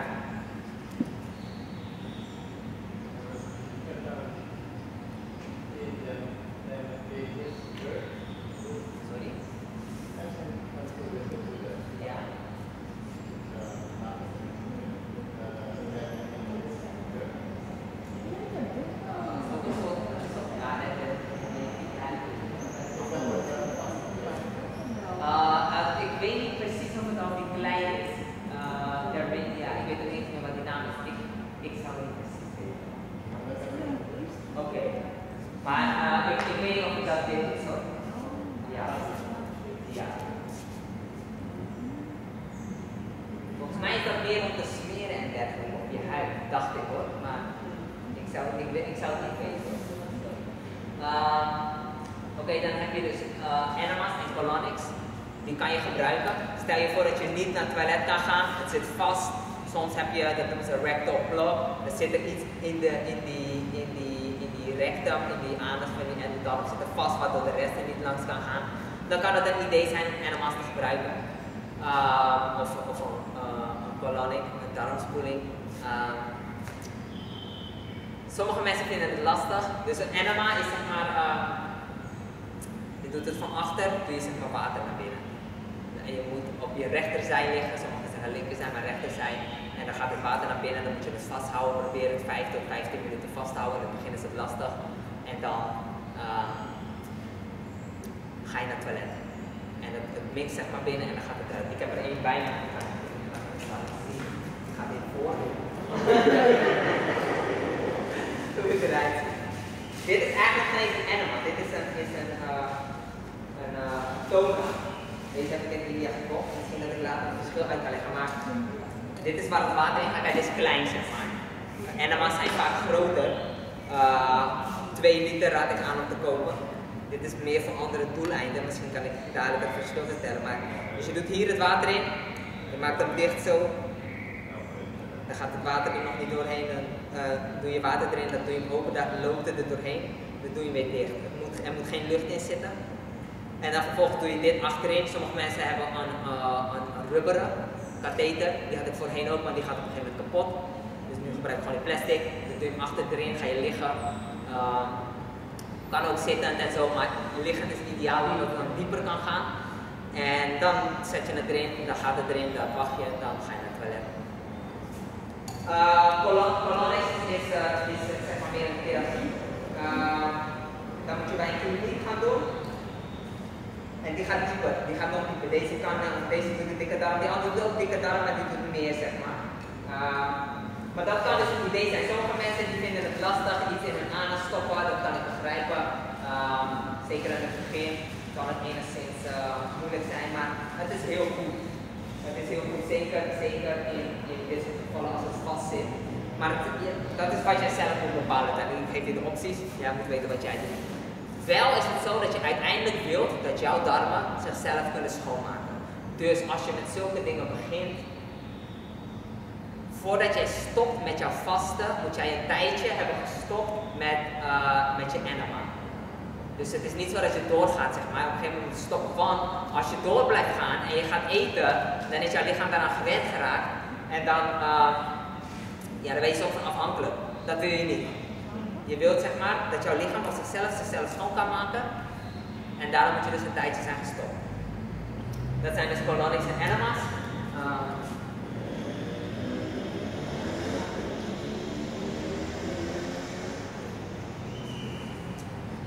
Bepaalde kruiden kan je gebruiken. Ik raad af om de extreem laxerende kruiden te gebruiken, maar die irriteren de darmen. In plaats die irriteren, ze maken schoon, maar ze irriteren te veel, dus dat liever niet. Misschien bepaalde kruiden die niet te erg zijn, te agressief, en kan je misschien gebruiken. Ja, volgens mij staat het niet. Ik weet niet, wat is dat daarvoor gebruikt? Om schoon te maken. Ik zie saltkeurtjes, dus dat zou het kunnen zijn, Epsom salt. Ik zelf heb daar niet heel veel verstand van, dus ik ga je daar niet iets over kunnen zeggen. Maar het wordt wel benoemd. Sorry? Oké, ja. Oké. Sorry? Ja, oké, Epsom salt magnesium sulfaat. Is goed. Thanks. Ik heb ervan gehoord, maar ik heb het zelf nog niet helemaal onderzocht. Oké.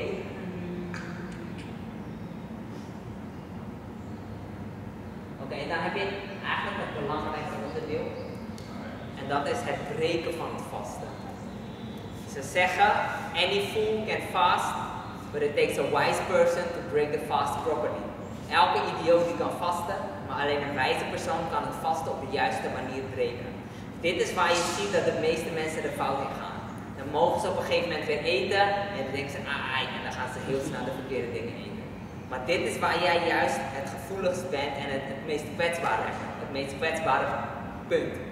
Want jouw hele systeem is zeg maar in rust en jij bent niet gewend om dingen te eten. Je hebt een tijdje rust genomen. Als je in één keer zwaardere dingen gaat eten, dat kan heel averechts werken. Ten eerste kan het jou, al het harde werk wat je hebt gedaan, kan het er niet doen in één keer. Maar daarnaast kan het ook schade aandoen. Als jij te zwaar in één keer gaat eten, kan het jouw lichaam schade aandoen. Ik heb wel eens gehoord dat er mensen zijn geweest die hun vasten op de verkeerde manier braken en zijn overleden. Ik weet niet of het zo is, maar dat sowieso. Maar ik heb ook wel eens gehoord van overlijden. Volgens mij was er iemand die brak zijn vasten met aardappelen en die was volgens mij. Die darmen gaan in de knoop en weet ik het wat. Dus dit is heel belangrijk. John Rauw protocol is, je hebt zeg maar een pruimentest. Dus je hebt zeg maar 2 soorten voedselgroepen en die ga je langzamerhand invoeren. Fruit en salade zeg maar. En de eerste is eigenlijk laxative fruits, laxerende fruit. Dan heb je dingen als pruimen, druiven, Papaya. ik weet niet of papaya precies erin valt. Sinaasappel? Ja, Nee, sinaasappel niet. Ja, dat klopt, maar ik weet niet of het in dit geval hierbij zeg maar past. Cherries, kersen zeg maar. Ik weet niet of je hier echt de kersen hebt, in Nederland heb je zeg maar die kersen. Maar dus het beste eigenlijk, sorry? Nee, niet rambutan. Nee, niet rambutan. Kersen is echt zo'n zwarte ding als wat aan zo'n takje hangt. Dat is kersen, rambutan niet. Ik heb het wel mee Ja, oké, maar dat wordt, het werkt misschien op die manier, maar zeg maar, het kan zijn, want ik bedoel, de lijst is misschien heel lang, maar specifiek voor het doel van testen is het misschien niet dat, zeg maar. Dit valt misschien meer onder het waterige fruit, wat je daarna gaat eten eigenlijk. Maar het kan zijn hoor, ik bedoel, niet iedereen weet alles. Ik weet dat papaya en dergelijke dat effect heeft, mango ook. Maar mango bijvoorbeeld ook, maar mango ga je ook niet op die manier gebruiken, zeg maar. Het beste is gedroogde pruimen. Dat noemen ze de pruimentest, groentest. Wat je doet is je neemt gedroogde pruimen, je ontpit hem, ongeveer 225 gram. Zet je in ongeveer een halve liter water, 450 liter, 450 ml water. Ook over de nacht heen, zeg maar 8 uurtjes. Vasten wil je breken op een dag dat je vrij bent. Dus in het weekend of als je een dag vrij bent. Als je weekt dan, de volgende ochtend drink je het water en je eet die pruimen. Dan moet je binnen een uur en een kwartier ga je naar het toilet. Als het goed is. Sorry, 225 gram ongeveer. Dan ga je naar het toilet. Tussen een uur en een kwartier. Dat betekent dat het goed is. Dan ga je die pruimen ruiken. Je gaat het zeg maar zien, die vezels van die pruimen en dergelijke, dat ga je zien. Als je eerder naar het toilet gaat of later naar het toilet gaat, dat betekent dat er nog viezigheid in zit. Er zit er nog brood voor je. Dan doe je eigenlijk ideaal gezien terug naar vasten. Dan ga je weer sap drinken. Maar als je tussen een uur en een kwartier zit, dan is het goed. En je ziet zeg maar van oké, dat zijn de pruimen, er zitten geen andere dingen tussen, dan is het goed. Dat is de eerste dag. Voor elke 4 dagen dat jij vast, heb je 1 dag nodig om te breken. Dus stel je voor je hebt 4 dagen gevast, dan breek je 1 dag. Stel je voor je hebt 12 dagen gevast, dan breek je 3 dagen. Als je lange tijd gaat, stel je voor je hebt 80 dagen gevast, of 90 dagen gevast, dat zou betekenen, of ja, 80 dagen is makkelijker, dat zou betekenen dat je 20 dagen zou moeten breken, maar dat hoeft niet, zo lang hoef je niet te breken. Als je lange tijd hebt gevast, dan kan je misschien tussen de 9 en 12 dagen breken, is voldoende. Dus voor lange tijd 9 tot 12 dagen breken. Ik ga nu een voorbeeld geven dat je lange tijd breekt.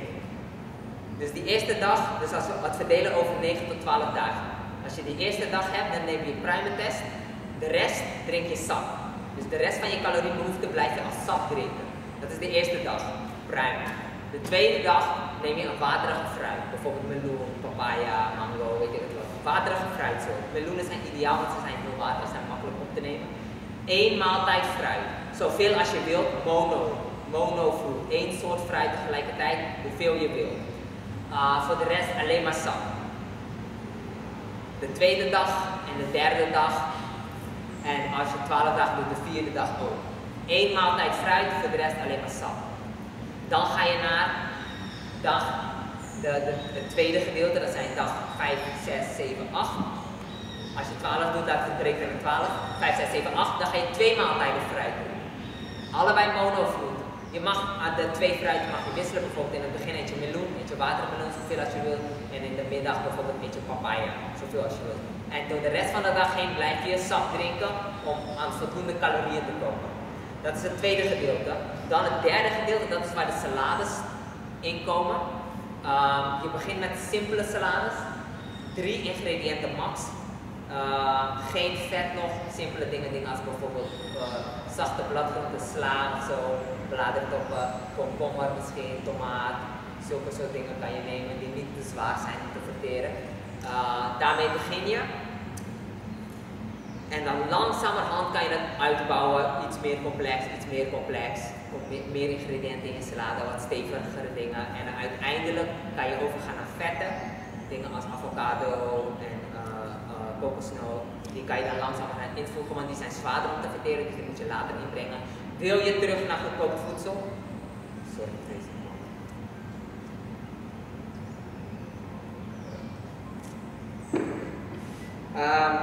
Wacht 2 seconden hoor. Mozi. Ja hoor nou, ik zit in de lezing Mozi. Moet je bijna raar.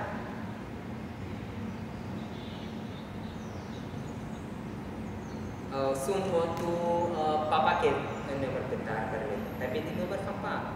Boleh coba? Papa ke nummer.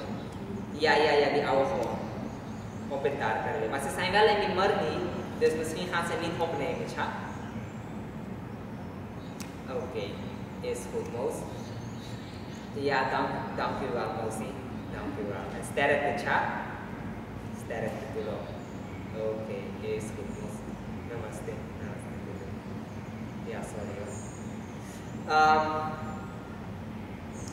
Dus. Wat was ik ook alweer? Ja, dank u wel.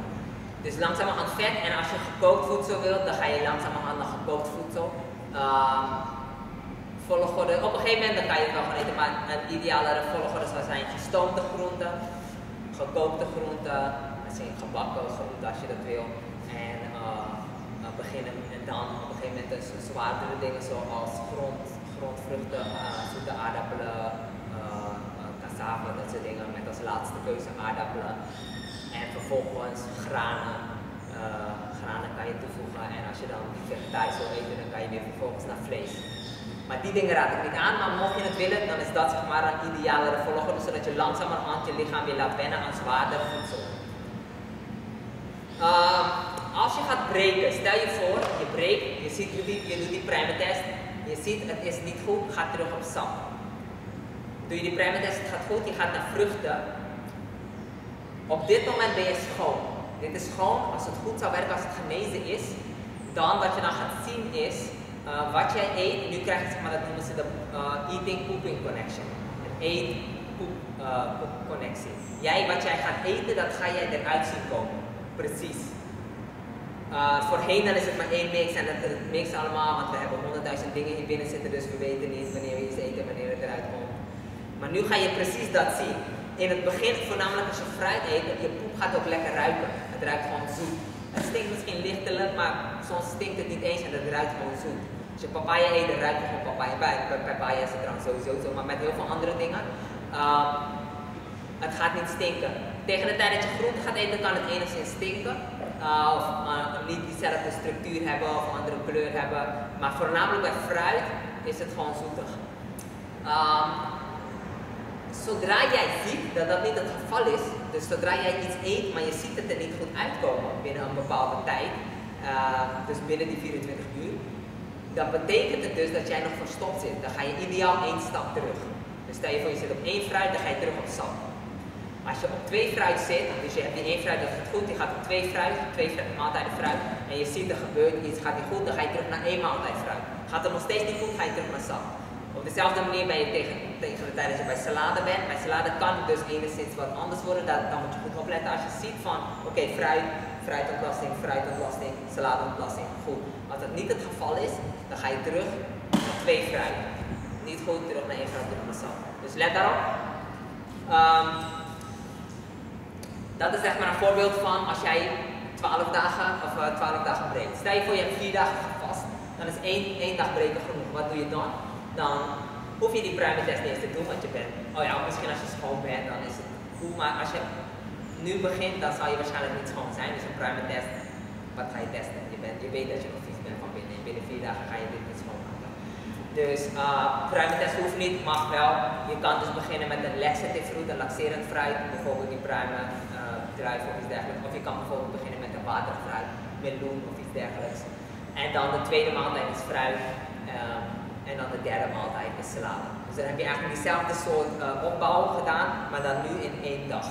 Zo doe je dat voor jezelf, speel je daarmee. Stel je voor je breekt 3 dagen, dan doe je de eerste dag 1 fruit met een laxative, de tweede dag 2 fruit, de derde dag met de salade, 2 fruit en de salade. Dat is als je 3 maaltijden wilt eten. Als je 2 maaltijden wilt eten, dan doe je dus 1 maaltijd fruit, 1 maaltijd salade. Als je breekt zou ik wel aanraden om het gewoon rustig aan op te bouwen. Blijf stap drinken. Je hoeveelheid is misschien een beetje gekrompen. Dus het is misschien in het begin moeilijk om die hoeveelheid vezels tot je te kunnen nemen. Dus zelfs al doe je 3 maaltijden, is het misschien nog steeds moeilijk om alles tot je te kunnen nemen. Blijf dus genoeg drinken. Op een gegeven moment kan je dat dus opbouwen, die hoeveelheid. Die maag en hout, en dan hoef je misschien niet meer te drinken. En op een gegeven moment kan je misschien zelfs 2 maaltijden. Sommige mensen weet ik, die doen ook maar 1 maaltijd rauw. Naarmate dat je schoner wordt, ga je ook minder nodig hebben, want je lichaam kan het beter opnemen. Dus dan heb je ook gewoon minder voeding nodig. Ja, dus je moet gaan wennen aan die hoeveelheid vezels. Jouw lichaam is op dit moment niet zo gewend aan die hoeveelheid vezels. Dus dat is iets waar je langzaam aan moet wennen. En nadat jij jezelf schoon hebt gemaakt, daarom is deze overgang is ideaal. Want als je gaat eten in één keer op een rauwvoedseldieet, is het misschien heel lastig om die hoeveelheid tot je te kunnen nemen. En daarom met die sapfestijn, dan kan je heel veel tegelijkertijd naar binnen werken in één keer. En daarom is het ideaal en een van de redenen waarom het een ideale transitie is ernaartoe. Dan ga je dus langzamerhand aan het werken terwijl je nog sap drinkt.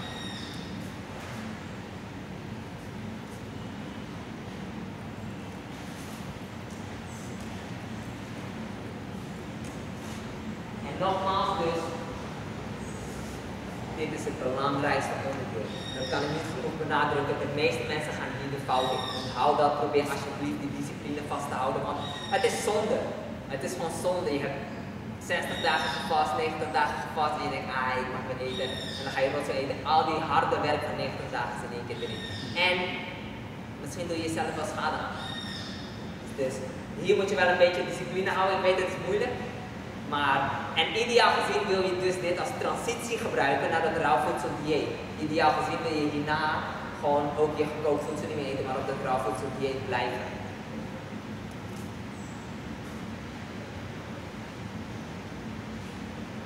Als het mogelijk is, probeer nou zoveel mogelijk frisse lucht te krijgen en zonlicht.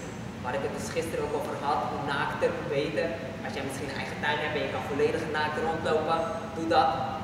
Dan krijgt deze delen ook zonlicht, die hebben zij ook nodig. Zo niet, dan zo naakt mogelijk. Laat de zonlicht rechtstreeks op je huid komen, laat de lucht rechtstreeks op je lichaam komen. Probeer verse lucht in te ademen. Als je in de stad woont, ga dan af en toe naar de natuur of iets dergelijks. Dat is heel belangrijk. Dat ondersteunt het lichaam ook. We hebben trainen, zeg maar, trainen tijdens het programma. Je kan, dat is zeg maar aanvoelen. Je moet heel goed naar je lichaam luisteren. Wat ik al zei, heel veel problemen is vaak dat je te weinig drinkt. Drink genoeg, drink meer, dan gaan heel veel problemen verholpen worden. Zo niet, kijk dan wat jouw lichaam nodig heeft. Als het rust nodig heeft, rust dan. Slaap. Misschien moet je 12 uur slapen, omdat je lichaam zo aan het werk is. Om dat allemaal eruit te werken. In rust genees je. Daarom is slaap heel belangrijk. Het beste is vroeg slapen, dat kan ik je niet uitleggen, want mijn slaapsysteem is helemaal door de war. Maar ideaal gezien ga je vroeg slapen, het liefst voor 10 uur, als het kan eerder. En dan vroeg opstaan is goed. En als je rust nodig hebt, slaap genoeg. Als je slaapt, dan gaan er bepaalde processen in gang, waardoor jouw lichaam zichzelf herstelt, geneest. Dus dat is belangrijk. Beweging kan je doen. Luister naar je lichaam. Als je lichaam aangeeft rust, rust. Maar anders kan je gewoon bewegen. Kan je gewoon, dit is eigenlijk ideaal, want je kan je dagelijkse bezigheden blijven doen. Want je drinkt genoeg, dus je hebt genoeg energie. Dus het is niet zo dat je op je bed ligt omdat je geen energie hebt. Je hebt genoeg energie. Je hebt zelfs meer energie dan normaal gesproken. Trainen kan dus gewoon. Je kan genoeg calorieën tot je nemen. Als je gaat trainen moet je meer calorieën tot je nemen. Gisteren vroeg je dat ook, van kan ik blijven trainen als ik dit dieet aanneem. Dit dieet is ook ideaal, want je hebt een veel snellere herstelprocedure. Mensen die van vlees naar vegetarisch gaan zien als ze herstellen sneller. Gaan ze naar vegan, zien ze herstellen nog sneller. Raw vegan herstelt nog sneller. Maar dat is een ideale dieet voor het lichaam. Je hebt snellere herstelprocedures, sneller herstelproces. Dus je kan blijven trainen. Die John Rauw zelf, hij had 90 dagen gedaan. In die 90 dagen was hij een inch op zijn borst, zeg maar, als je het borst omtrek doet. Een inch, zeg maar 2,5 centimeter was hij gegroeid aan spieren. Dus je kan gewoon trainen, je kan misschien groter worden.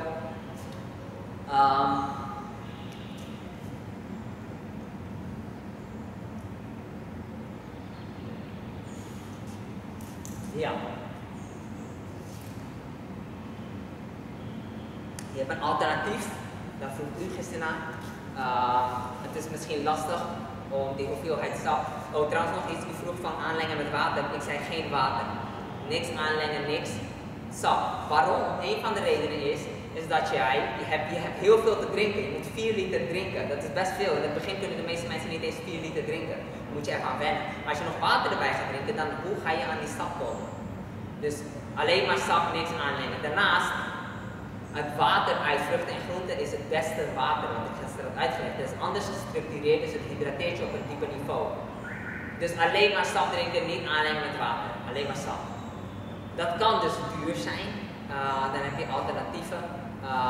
Het is niet zo ideaal. Het ideaalste is gewoon dit drinken. Maar een alternatief is de master fast system, noemen ze dat. De master fast. En wat je dan doet, dat is zeg maar, je hebt maple syrup, ahornsiroop in het Nederlands. Dat wordt gemaakt van een bepaalde boom, dat komt uit Canada. En daarvan nemen ze die sap. Maple syrup. M-A-P-L-E. Die mevrouw zei dat je het in Choice kan kopen. Moet je kijken, ik weet niet hoe duur het is. Wat het is, het heeft alle voedingsstoffen, zeg maar. Die maple syrup heeft alle benodigde voedingsstoffen. En wat je dan doet is zeg maar water en je neemt een limoen. En dan kan je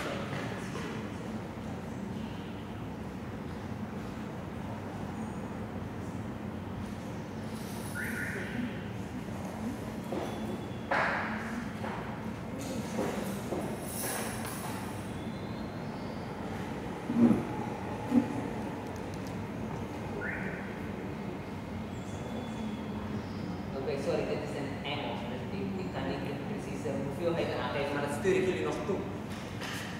Je gebruikt citroen, citroensap, die maple syrup, cayennepeper en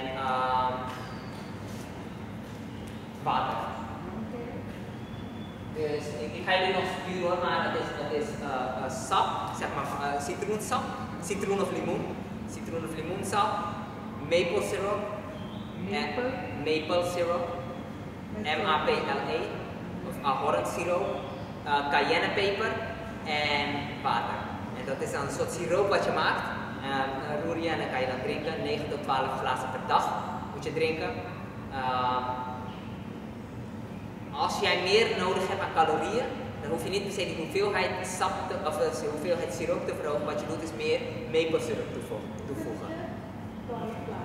9 tot 12 glazen per dag. En dan voeg je meer van die maple siroop toe. Waarom moet je dat drinken? Dat is als vervanging. Stel je voor, je wilt sapvasten, je wilt vasten, maar je hebt niet genoeg geld, of je hebt een dag dat je het niet kan doen, dat je hebt geen tijd of iets dergelijks. Of iets. Het is een alternatief. Het is geen ideaal alternatief. Het beste is gewoon je verse fruit en je groente eten. Dat is het beste. Maar ja, cayennepeper, citroen of limoensap en water. Maar u zei ahornsiroop. Ahornsiroop is hetzelfde als maple syrup. Maple syrup is, ja, ahornsiroop is de Nederlandse naam. Ja, die kan je wel laten. Ja. Dus dat is zeg maar een alternatief. Stel je voor je hebt een dag dat je geen tijd hebt om sap te maken, dan maak je die siroop of zo, of je bent onderweg of iets dergelijks. Dan kan je dat makkelijk bij je hebben, even snel maken. Het is waarschijnlijk goedkoper als je niet genoeg geld hebt, maar je wilt toch vasten. Je krijgt je voedingsstoffen binnen. Dus ja, op die manier. Het is dus niet ideaal, dat andere is beter, maar het is een vervanging. Heb je meer calorieën nodig, dan voeg je dus die maple syrup toe. Dan krijg je meer calorieën. Dat is de master fast.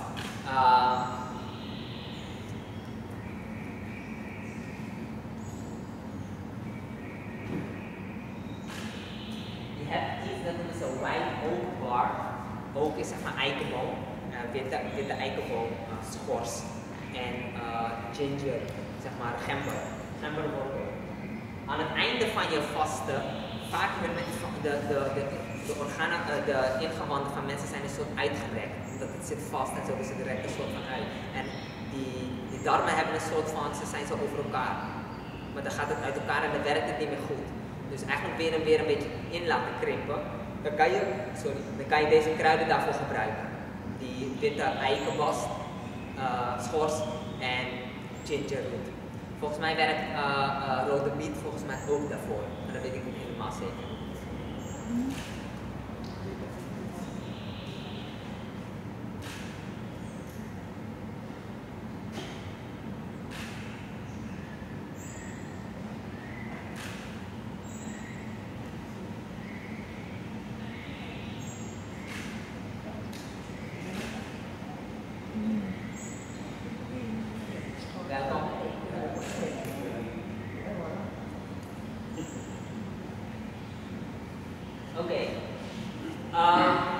is goed om te documenteren. Het is niet verplicht, maar het is wel leuk. Die camera nog draait. Ja, 20. Het is goed om te documenteren. Waarom? Jij gaat jouw progressie kunnen zien. Een van de belangrijkste dingen is dat waterpercentage.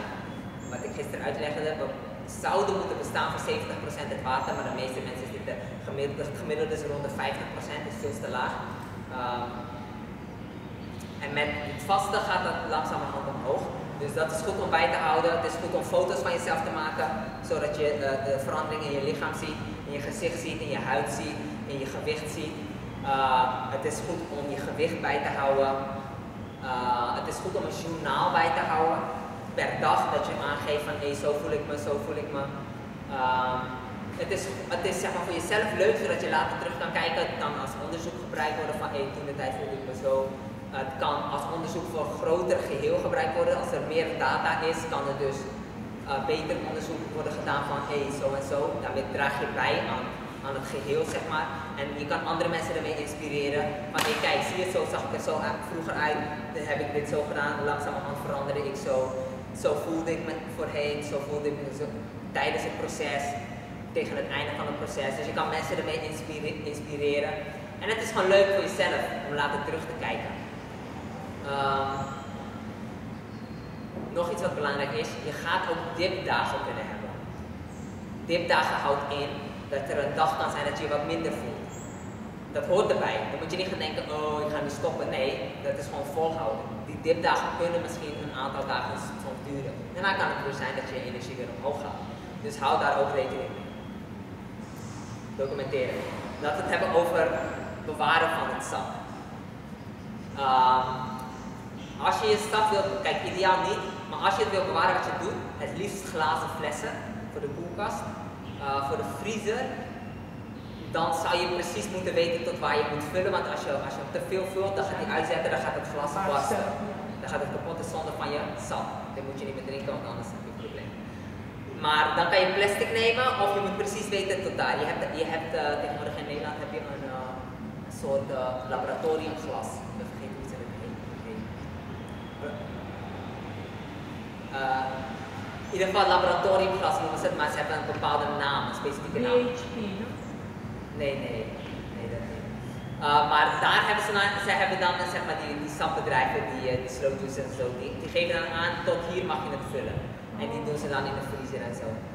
Maar plastic kan je wel in de vriezer doen. In de koelkast is het liever glas.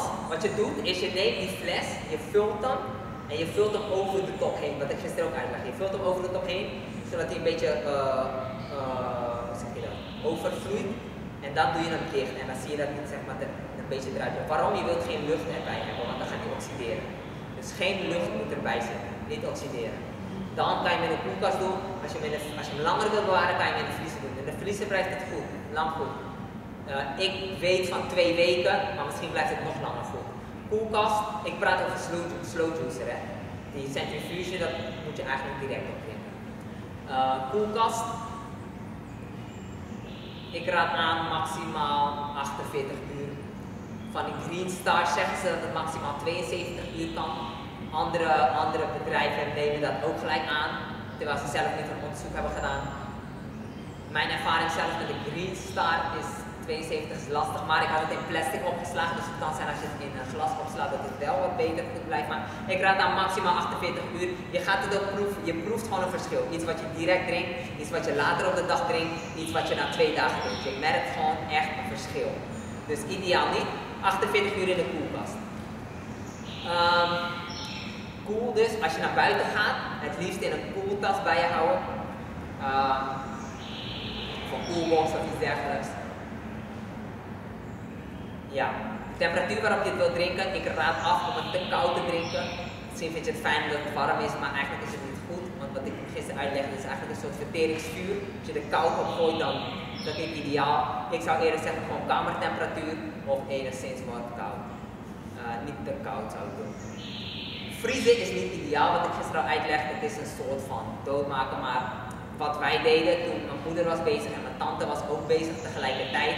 Dus mijn moeder haalde heel veel spullen van de markt en dan maakten we heel veel sap in één keer. Ook voor mijn tante, misschien voor 3-4 dagen, soms zelfs voor een week of zo. En dan moest het wel in de vriezer, want we hadden niet elke keer tijd om dan sap voor hen te maken. Dus dat was het dan. Maar als je voor jezelf doet, zou je kijken. Stel je voor je bent heel druk, dan doe je het op een zaterdag of zondag, maak je het voor de hele week, gooi je het in de vriezer. De eerste paar dagen doe je het in de koelkast en voor de rest doe je in de vriezer. Je hebt ideale situaties en je hebt zeg maar good, better, best. Best is steeds drinken, maar ja, je moet kijken met hoe jij het moet doen. Het is beter om het een beetje iets minder te doen dan dat je het niet doet. Werk met hoe jij zeg maar kan.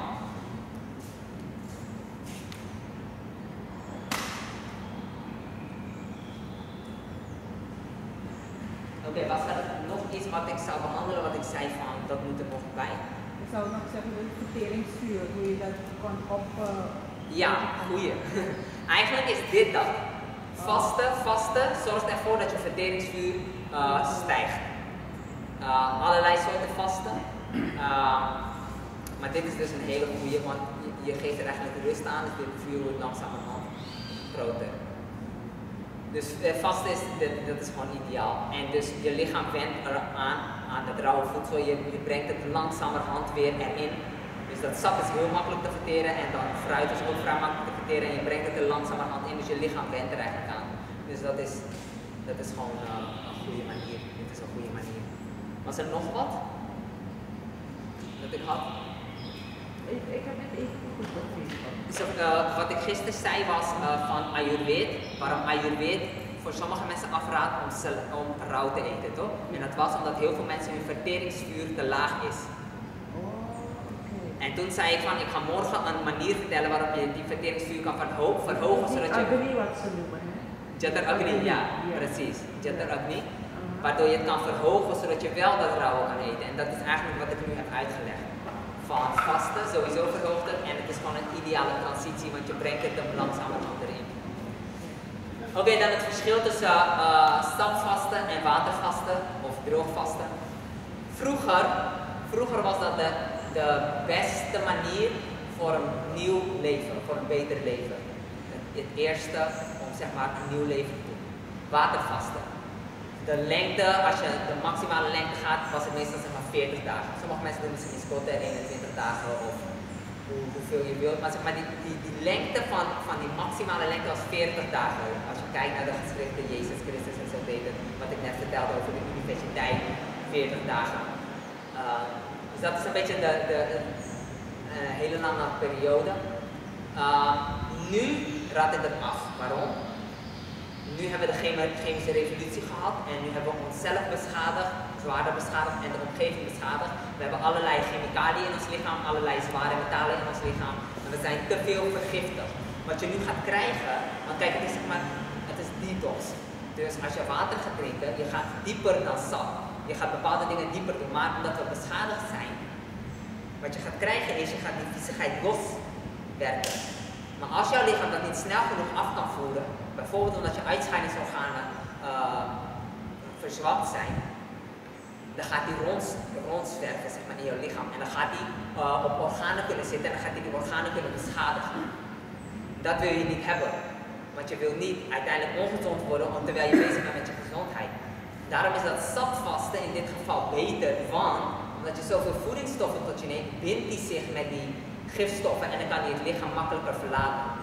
Dus vroeger was watervasten beter, nu is sapvasten beter omdat de meeste mensen vrij vies zijn.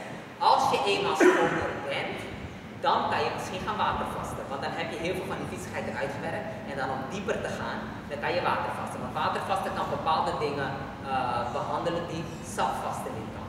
Maar in het begin zou ik aanraden sapvasten. Daarnaast, watervasten is best wel eng voor heel veel mensen. Ze denken, oh ik ga niet eten, ik ga afzwakken, dit en dat.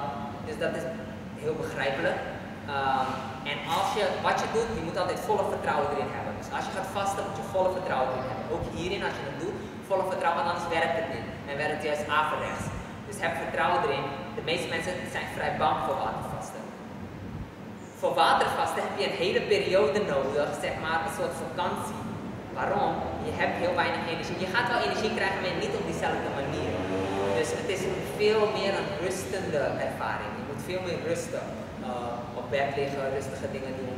Je gaat energie krijgen, je lichaam gaat in een ander proces, voornamelijk vetverbranding, ketose noemen ze dat. Zolang je eet is eigenlijk suiker is je voornaamste brandstof. Verbruik je suiker, je verbruikt ook vet, maar voornamelijk suiker. Maar als je overgaat op, als je lichaam merkt er is voedselschaarste, als het niet genoeg binnenkrijgt, en dat is dus met water, dan krijg je niks binnen. Wat hij dan ziet is, we krijgen geen voedsel binnen, dus ik ga geen suiker meer gebruiken. Want suiker is maar heel gelimiteerd aanwezig in het lichaam. Eigenlijk moet je dat constant aanvullen. Dus hij ziet, ik krijg geen suiker meer, dan gaat hij over op vet, ketosis. Dus je krijgt wel energie, maar het is niet hetzelfde, zeg maar. Het is niet diezelfde hoeveelheid. Dus het is een veel meer rustende ervaring. En daarnaast, voor elke dag dat jij water vast, moet jij 1 dag bijkomen. Bij die sapvasten is het voor 4 dagen hoef je 1 dag te breken. En het is niet eens bijkomen, het is alleen breken. Bij watervasten is het voor elke dag dat je vast moet je 1 dag bijkomen. Dus stel je voor dat je 40 dagen vast, dan moet je nog een keer 40 dagen rusten. Totdat je echt weer op volle kracht bent, ben je 80 dagen bezig. Stel je voor je hebt een week water gevast, dan heb je 14 dagen dat je in totaal bezig bent. Dus je bent langer bezig, je hebt minder energie, dus je bent thuis. Dus je kan niet je dingen echt doen. Dus voor werkende mensen is dat niet ideaal. Mensen met een gezin of iets dergelijks is dat niet ideaal. Op sapfestijn heb je genoeg energie, constant. Je hebt zelfs meer energie, want je hoeft niet te verteren, dus er komt energie vrij. Dus je drinkt heel veel calorieën, dus je hebt ook nog eens een keer daar gaan heel veel energie. Dus je energie gaat skyrocket. Het is gewoon als een raket die de lucht in. Die energie kan dus gebruikt worden om viezigheid uit te werken, maar je gaat je ook gewoon fit voelen. Dan kan je gewoon al je dingen blijven doen. Je kan gewoon naar je werk, je kan gewoon voor je gezin zorgen, et cetera, et cetera. Dus dat is een ander voordeel.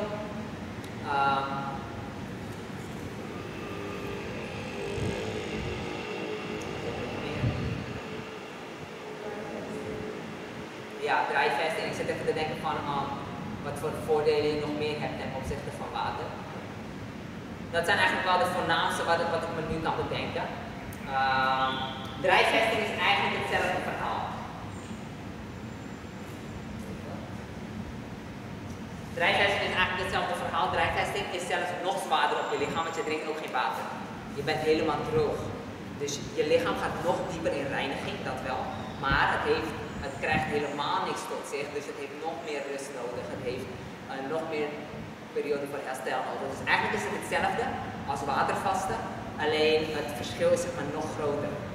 Dus ik raad het af en ik raad sapvasten aan voor het begin. Als je eenmaal schoner bent, ja, ga watervasten. Watervasten, als je een langere periode gaat watervasten of droogvast, dan is het goed om dat onder supervision, onder begeleiding te doen, onder toezicht te doen. Dat je wordt gemonitord van wat gebeurt er in je lichaam.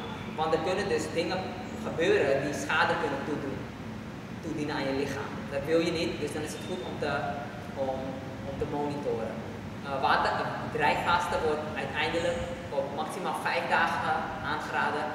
Watervasten, weet ik niet precies wat de hoeveelheid is, maar volgens mij is het 10 dagen denk ik, maar hou me daar niet aan vast. Maar in ieder geval, als je een langere periode gaat, is het beste is onder supervisie. Sommige mensen doen het via Skype supervisie, het beste is om naar de kliniek te gaan, maar dus onder begeleiding, onder toezicht is ideaal.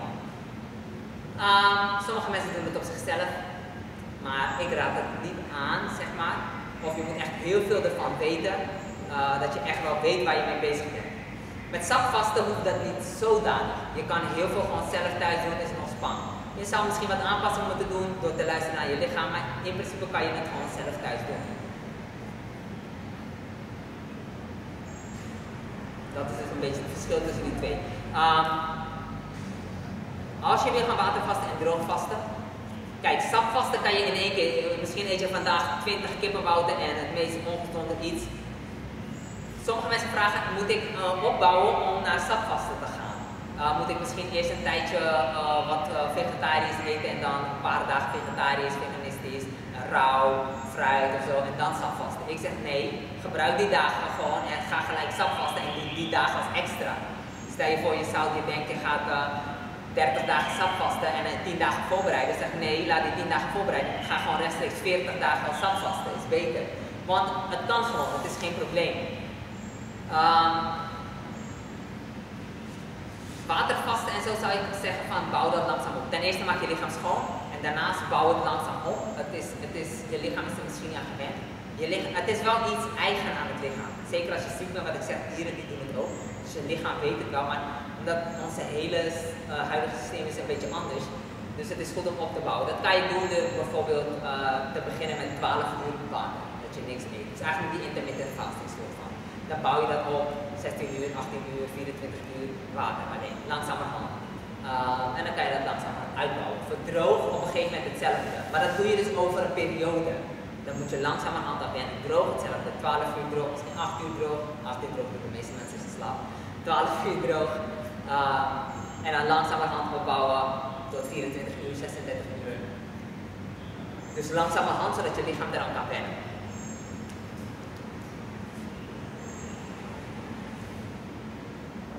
Oké, dan wil ik het hebben over wat ik eigenlijk het allerbelangrijkste vind. En dat is zeg maar de spirituele connectie. Even switchen. Airport, want ik vlieg vandaag terug. Dat weten jullie toch. Dus misschien dat we dadelijk gaan opruimen. Mijn ouders gaan me dadelijk bellen. Maar we hebben nog wel tijd hoor. Maar dan weten jullie in ieder geval dat het misschien wat sneller moet. Het zou fijn zijn als jullie mij misschien een klein beetje willen helpen met stoelen opruimen en dergelijke. Oké, dus de spirituele connectie. John Rauw zegt dit is de ultimate solution, de ultieme oplossing. Ik zelf kan dat nog niet zeggen omdat ik het nog niet heb ervaren, maar ik geloof er zeker in. Zeker ook als ik kijk naar de wetenschap en de ervaringen van andere mensen. Dus ik geloof wel dat het zo is. De ultieme oplossing, hij zegt voor 90% van de wereldproblemen. Ik weet niet of het 90% is, ik zou misschien eerder zeggen 75, 80%. Maar voor een heel groot deel. En dan heb ik het over gezondheid, dus alle ziektes, maar ook over armoede, honger, oorlog, ruzie, geweld, al dat soort dingen. Over alles. Dingen die buiten onze macht liggen niet, maar de dingen die binnen onze macht liggen, zeg maar. Waarom? Dit lichaam is eigenlijk een lichaam met 6 zintuigen. We hebben eigenlijk 6 zintuigen, maar dat 6e zintuig, ik zou eerder zeggen eerste zintuig, is eigenlijk heel laag geworden. Dat 6e zintuig is eigenlijk, dat zorgt ervoor dat jij een verbinding voelt met andere wezens. Dus jij voelt als een zintuig een verbinding met andere wezens. Nu weten we het misschien, we zijn allemaal één, maar dat is intellectueel. Dit is echt dat je het voelt. Nu hebben we het nog enigszins, soms heb je het gevoel van iemand kijkt naar je, dan kijk je om en zie je, die keek naar me. Jij keek naar me. Dat is even een inside joke. Dus dat is zeg maar nog een klein gedeelte ervan. Maar dat zou eigenlijk dus moeten zijn dat we kunnen voelen van, je hebt een verbinding. Er is een Duitse wetenschapper geweest, hij heet Dr. Albert Fritz Popp. En hij heeft onderzoek gedaan en hij heeft iets gevonden dat noemt hij biofotons. Bio betekent leven, foton betekent licht, zeg maar levenslicht. En wat hij zag, dat is zeg maar een voedingsstof. En wat hij zag is, dus wat die biofotons doet, het zorgt voor communicatie tussen cellen. Dus zeg maar celcommunicatie. Een ander woord daarvoor is UPE, Ultra Weak Photon Emission. Ultra Weak Photon Emission. Nou, dat betekent heel zwak licht, zeg maar, uitscheiding. Dus dat betekent dat die cellen heel lichtelijk een soort licht vrijgeven. Dat is wat hij zag. Maar dat licht is heel efficiënt. Het is heel efficiënt. Dus met een heel klein beetje energie kan die heel veel processen doen. En dus die communicatie is heel goed. Warmte bijvoorbeeld, daar komt heel veel los, maar er gebeurt eigenlijk niet zoveel meer. Het is niet zo efficiënt. Maar die UPE of die biofotons is heel efficiënt. Het zorgt voor celcommunicatie. Hoe hoger die biofotons, hoe beter die celcommunicatie. Hoe lager die biofotons, hoe minder die celcommunicatie. Als je geen communicatie hebt, dan heb je chaos. Zodra er geen communicatie is, is er chaos. Als er dus chaos bijvoorbeeld in het lichaam gebeurt, dan krijg je dingen als ziekten en dergelijke. Hoe beter de communicatie, hoe gezonder je bent.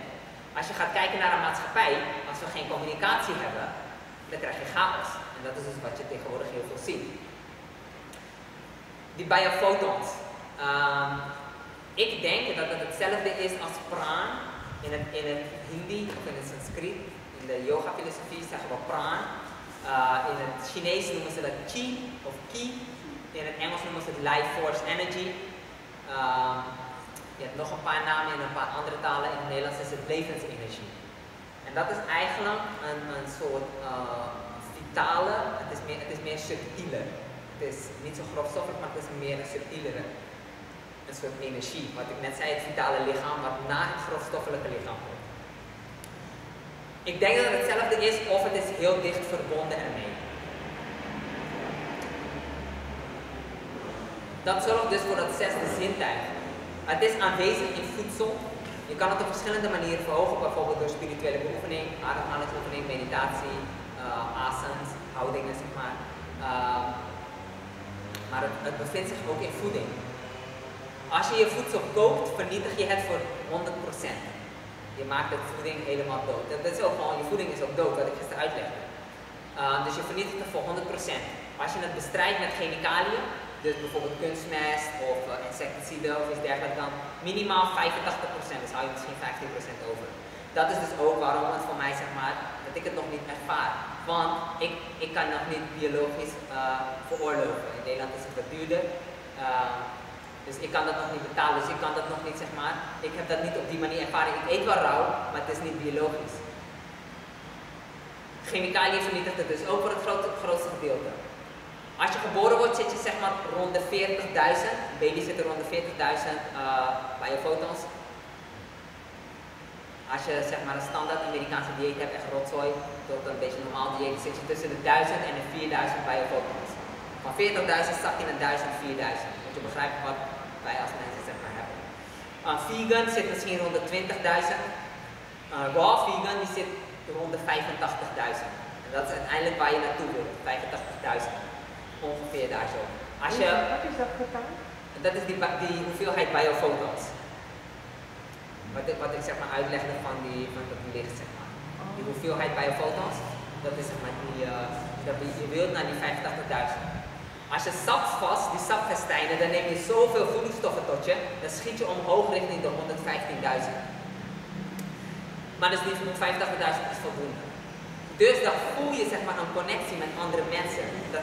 Dat verhoogt dat opent zeg maar die zintuigen.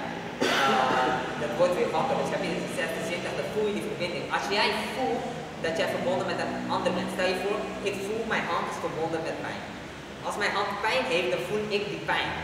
Dan ga ik iets aan die pijn doen. Stel je voor, ik heb een wondje, ik heb me gesneden of iets dergelijks, dan weet ik van hé, mijn hand is gesneden, ik ga er een pleister op plakken, want ik heb pijn.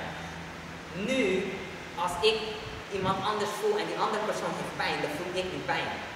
Dan ga ik daar iets aan doen. Je gaat nooit iemand honger kunnen laten lijden, je gaat nooit iemand pijn kunnen laten hebben. Maar dat kan dus alleen als jij dat niveau bereikt. Op dit moment hebben de meeste mensen dat niet en dus dan zie je gewoon van dat we niet goed met elkaar omgaan. Als iedereen dat zou hebben, dat niveau, zouden dus de meeste wereldproblemen op zijn gelost. Je kan het dus verhogen in mijn optiek ook met andere dingen, spirituele beoefeningen en dergelijke, maar ik denk dat je heel veel spirituele beoefening nodig hebt voordat je dat niveau bereikt, zeg maar. De meeste mensen hebben daar praktisch de tijd niet voor, de zin in, et cetera, et cetera. Deze voeding is het makkelijkste manier. En daarnaast, wat ik gisteren dus uitlegde, die Swamiji die tegen mij zei van, een van de voorwaarden voordat ik jou echt kan leren mediteren is rauw voedsel. En dat heeft dus waarschijnlijk hiermee te maken. Dat jij dan pas op dat niveau komt om nog hoger te kunnen gaan. Die sapvasten is dus ideaal, want ik heb verschillende redenen al genoemd waarom het sapvasten ideaal is als een transitie. Een andere reden is dat die bij je foto's in één keer omhoog schieten. Je gaat in een relatief korte tijd, ga jij kunnen ervaren, een van die ervaringen is dus die bij je foto's, maar ook andere ervaringen, maar je gaat in relatief korte tijd ga je kunnen ervaren wat dat rauw voedsel dieet voor jou kan doen.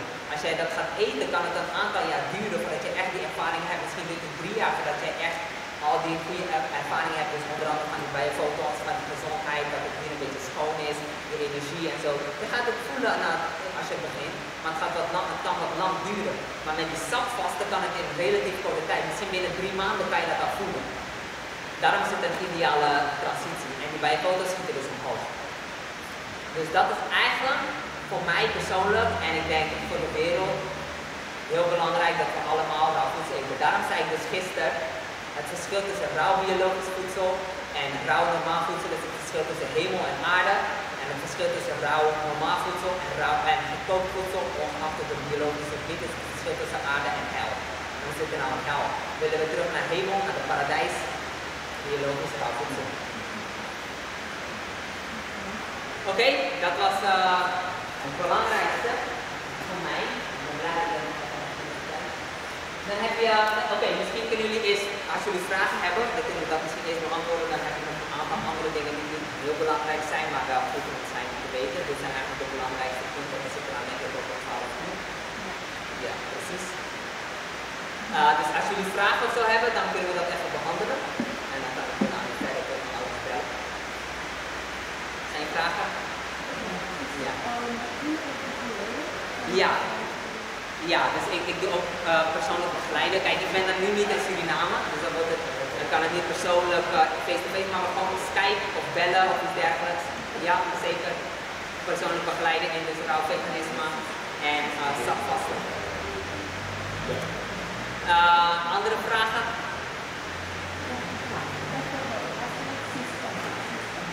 Sorry? Op kisten, ja.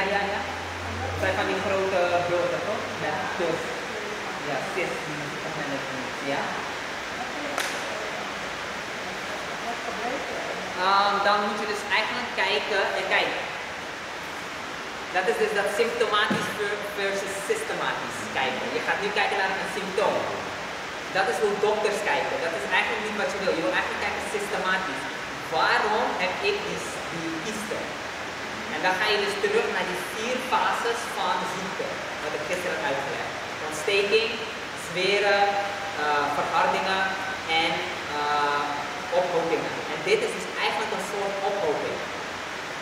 Dus wat je dus wilt, dat betekent dus dat er te veel lymfesysteem, of te veel viezigheid in het lymfesysteem zit.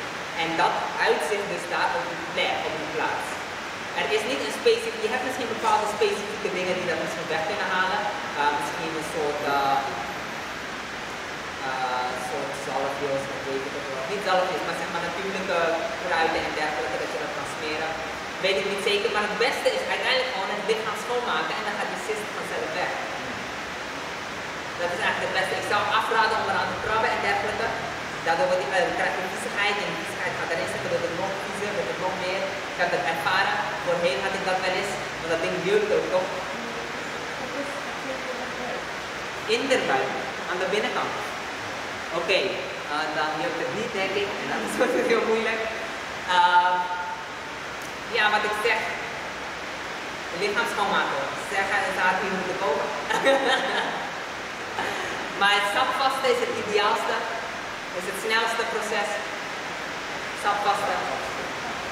Heb je al iemand gehad met eetstoornissen? Nee. Nee. Je kan je wel altijd mensen in mijn omgeving, veel mensen met eetstoornissen. Veel mensen met eetstoornissen? Ja. Oh, oké. Maar zijn ze er nadelen te denken? Ik denk het wel, want wat ik zeg, de meeste van deze problemen worden veroorzaakt door de levensstijl. De meeste ziektes en al dat soort dingen worden veroorzaakt door de levensstijl. Ze vroeg naar evenwichtstoornissen. Dus dit waarschijnlijk ook. Belangrijker is om even te kijken wat de oorzaak is. Misschien is er een andere oorzaak, soms is het trauma of iets dergelijks.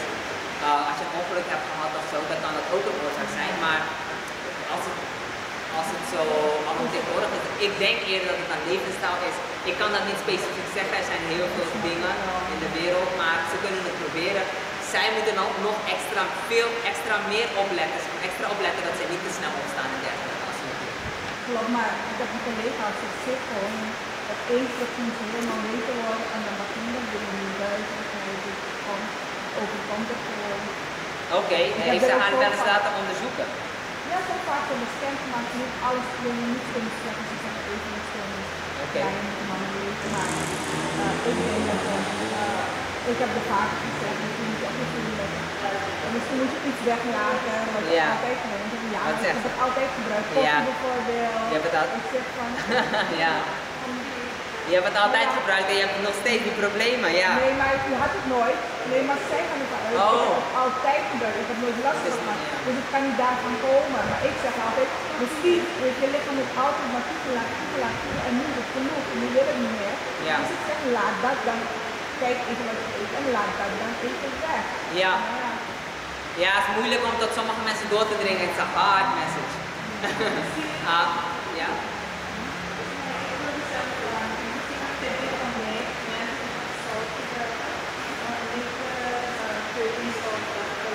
Ja.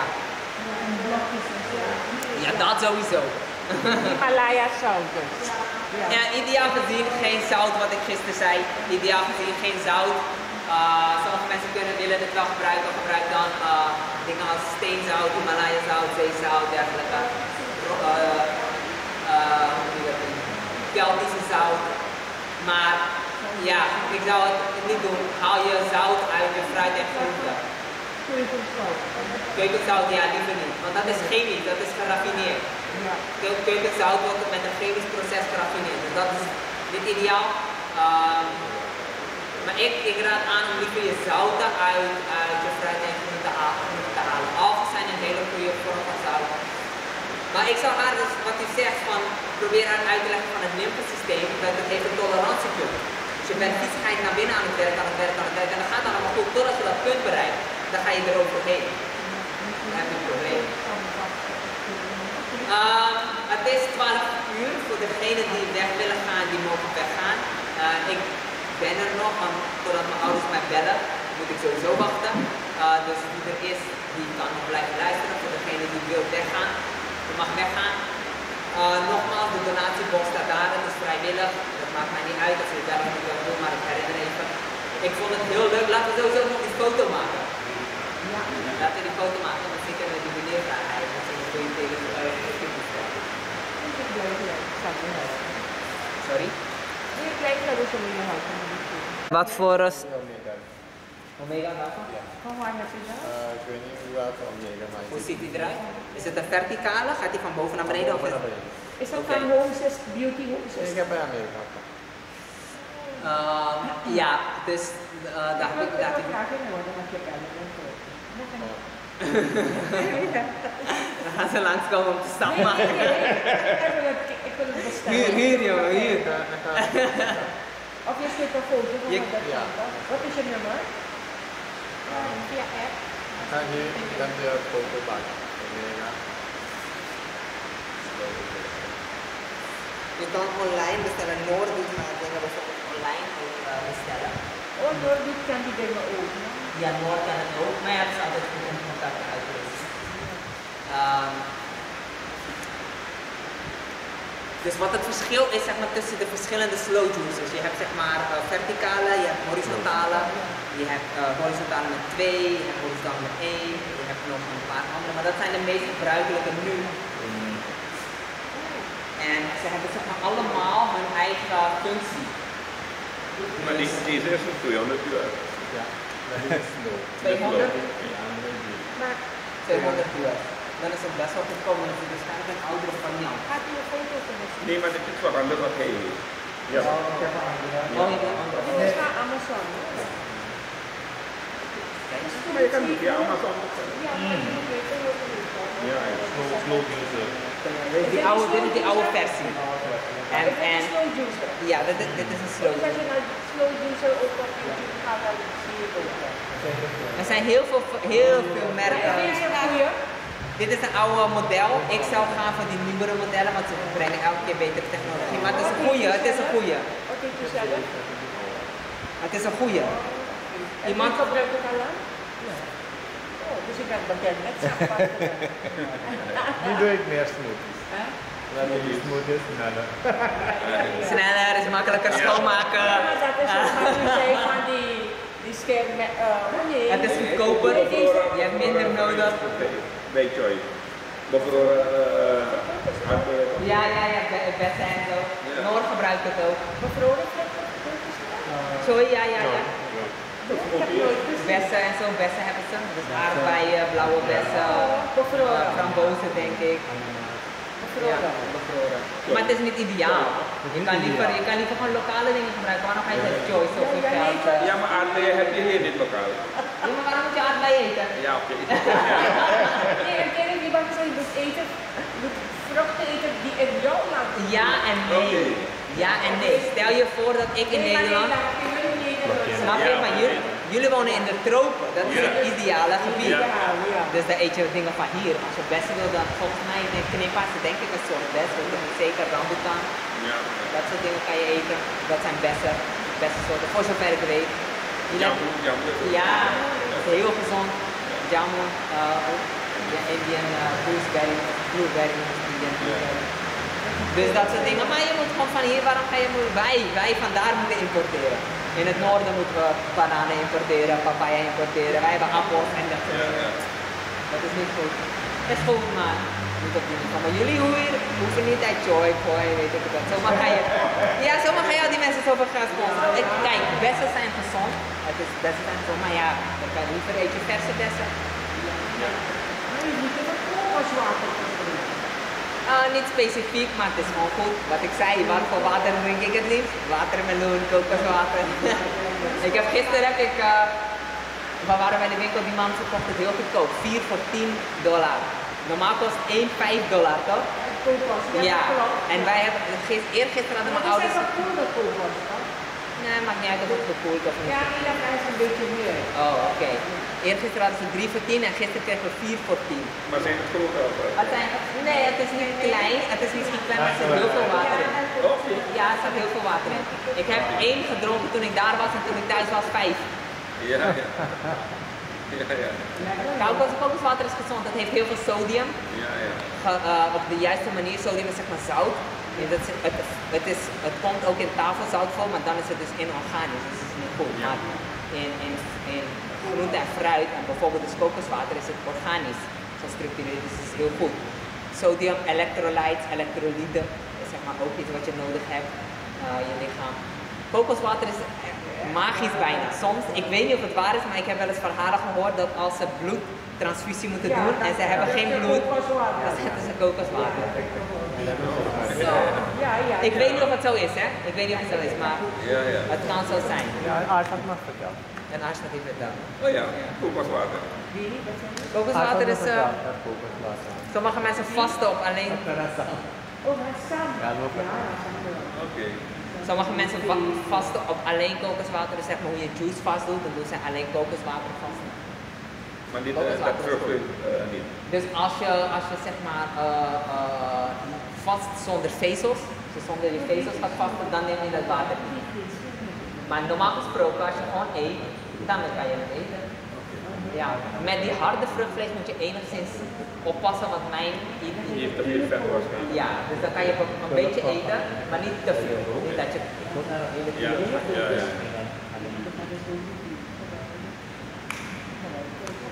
Maar je vroeg dus naar groene bladeren, toch? Voor sap voor groene bladeren. Die verticale machine is daar niet ideaal voor.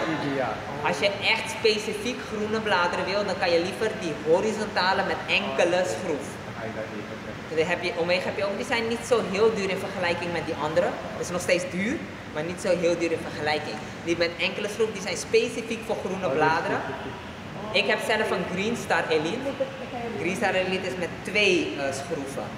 Voor het bladeren alleen is die niet zo goed, maar als je hem bijvoorbeeld combineert met bijvoorbeeld harde dingen zoals wortel of appel of zo, dan heeft hij ook een hele hoge opbrengst voor groene bladeren. Die verticale die is beter voor bijvoorbeeld, het is een allround apparaat, dus hij kan alles wel goed doen. Die horizontale die zijn niet zo goed voor fruit en zo. Die fruit gaat op een gegeven moment vastzitten. Want hij moet iets hards hebben om het doorheen te drukken.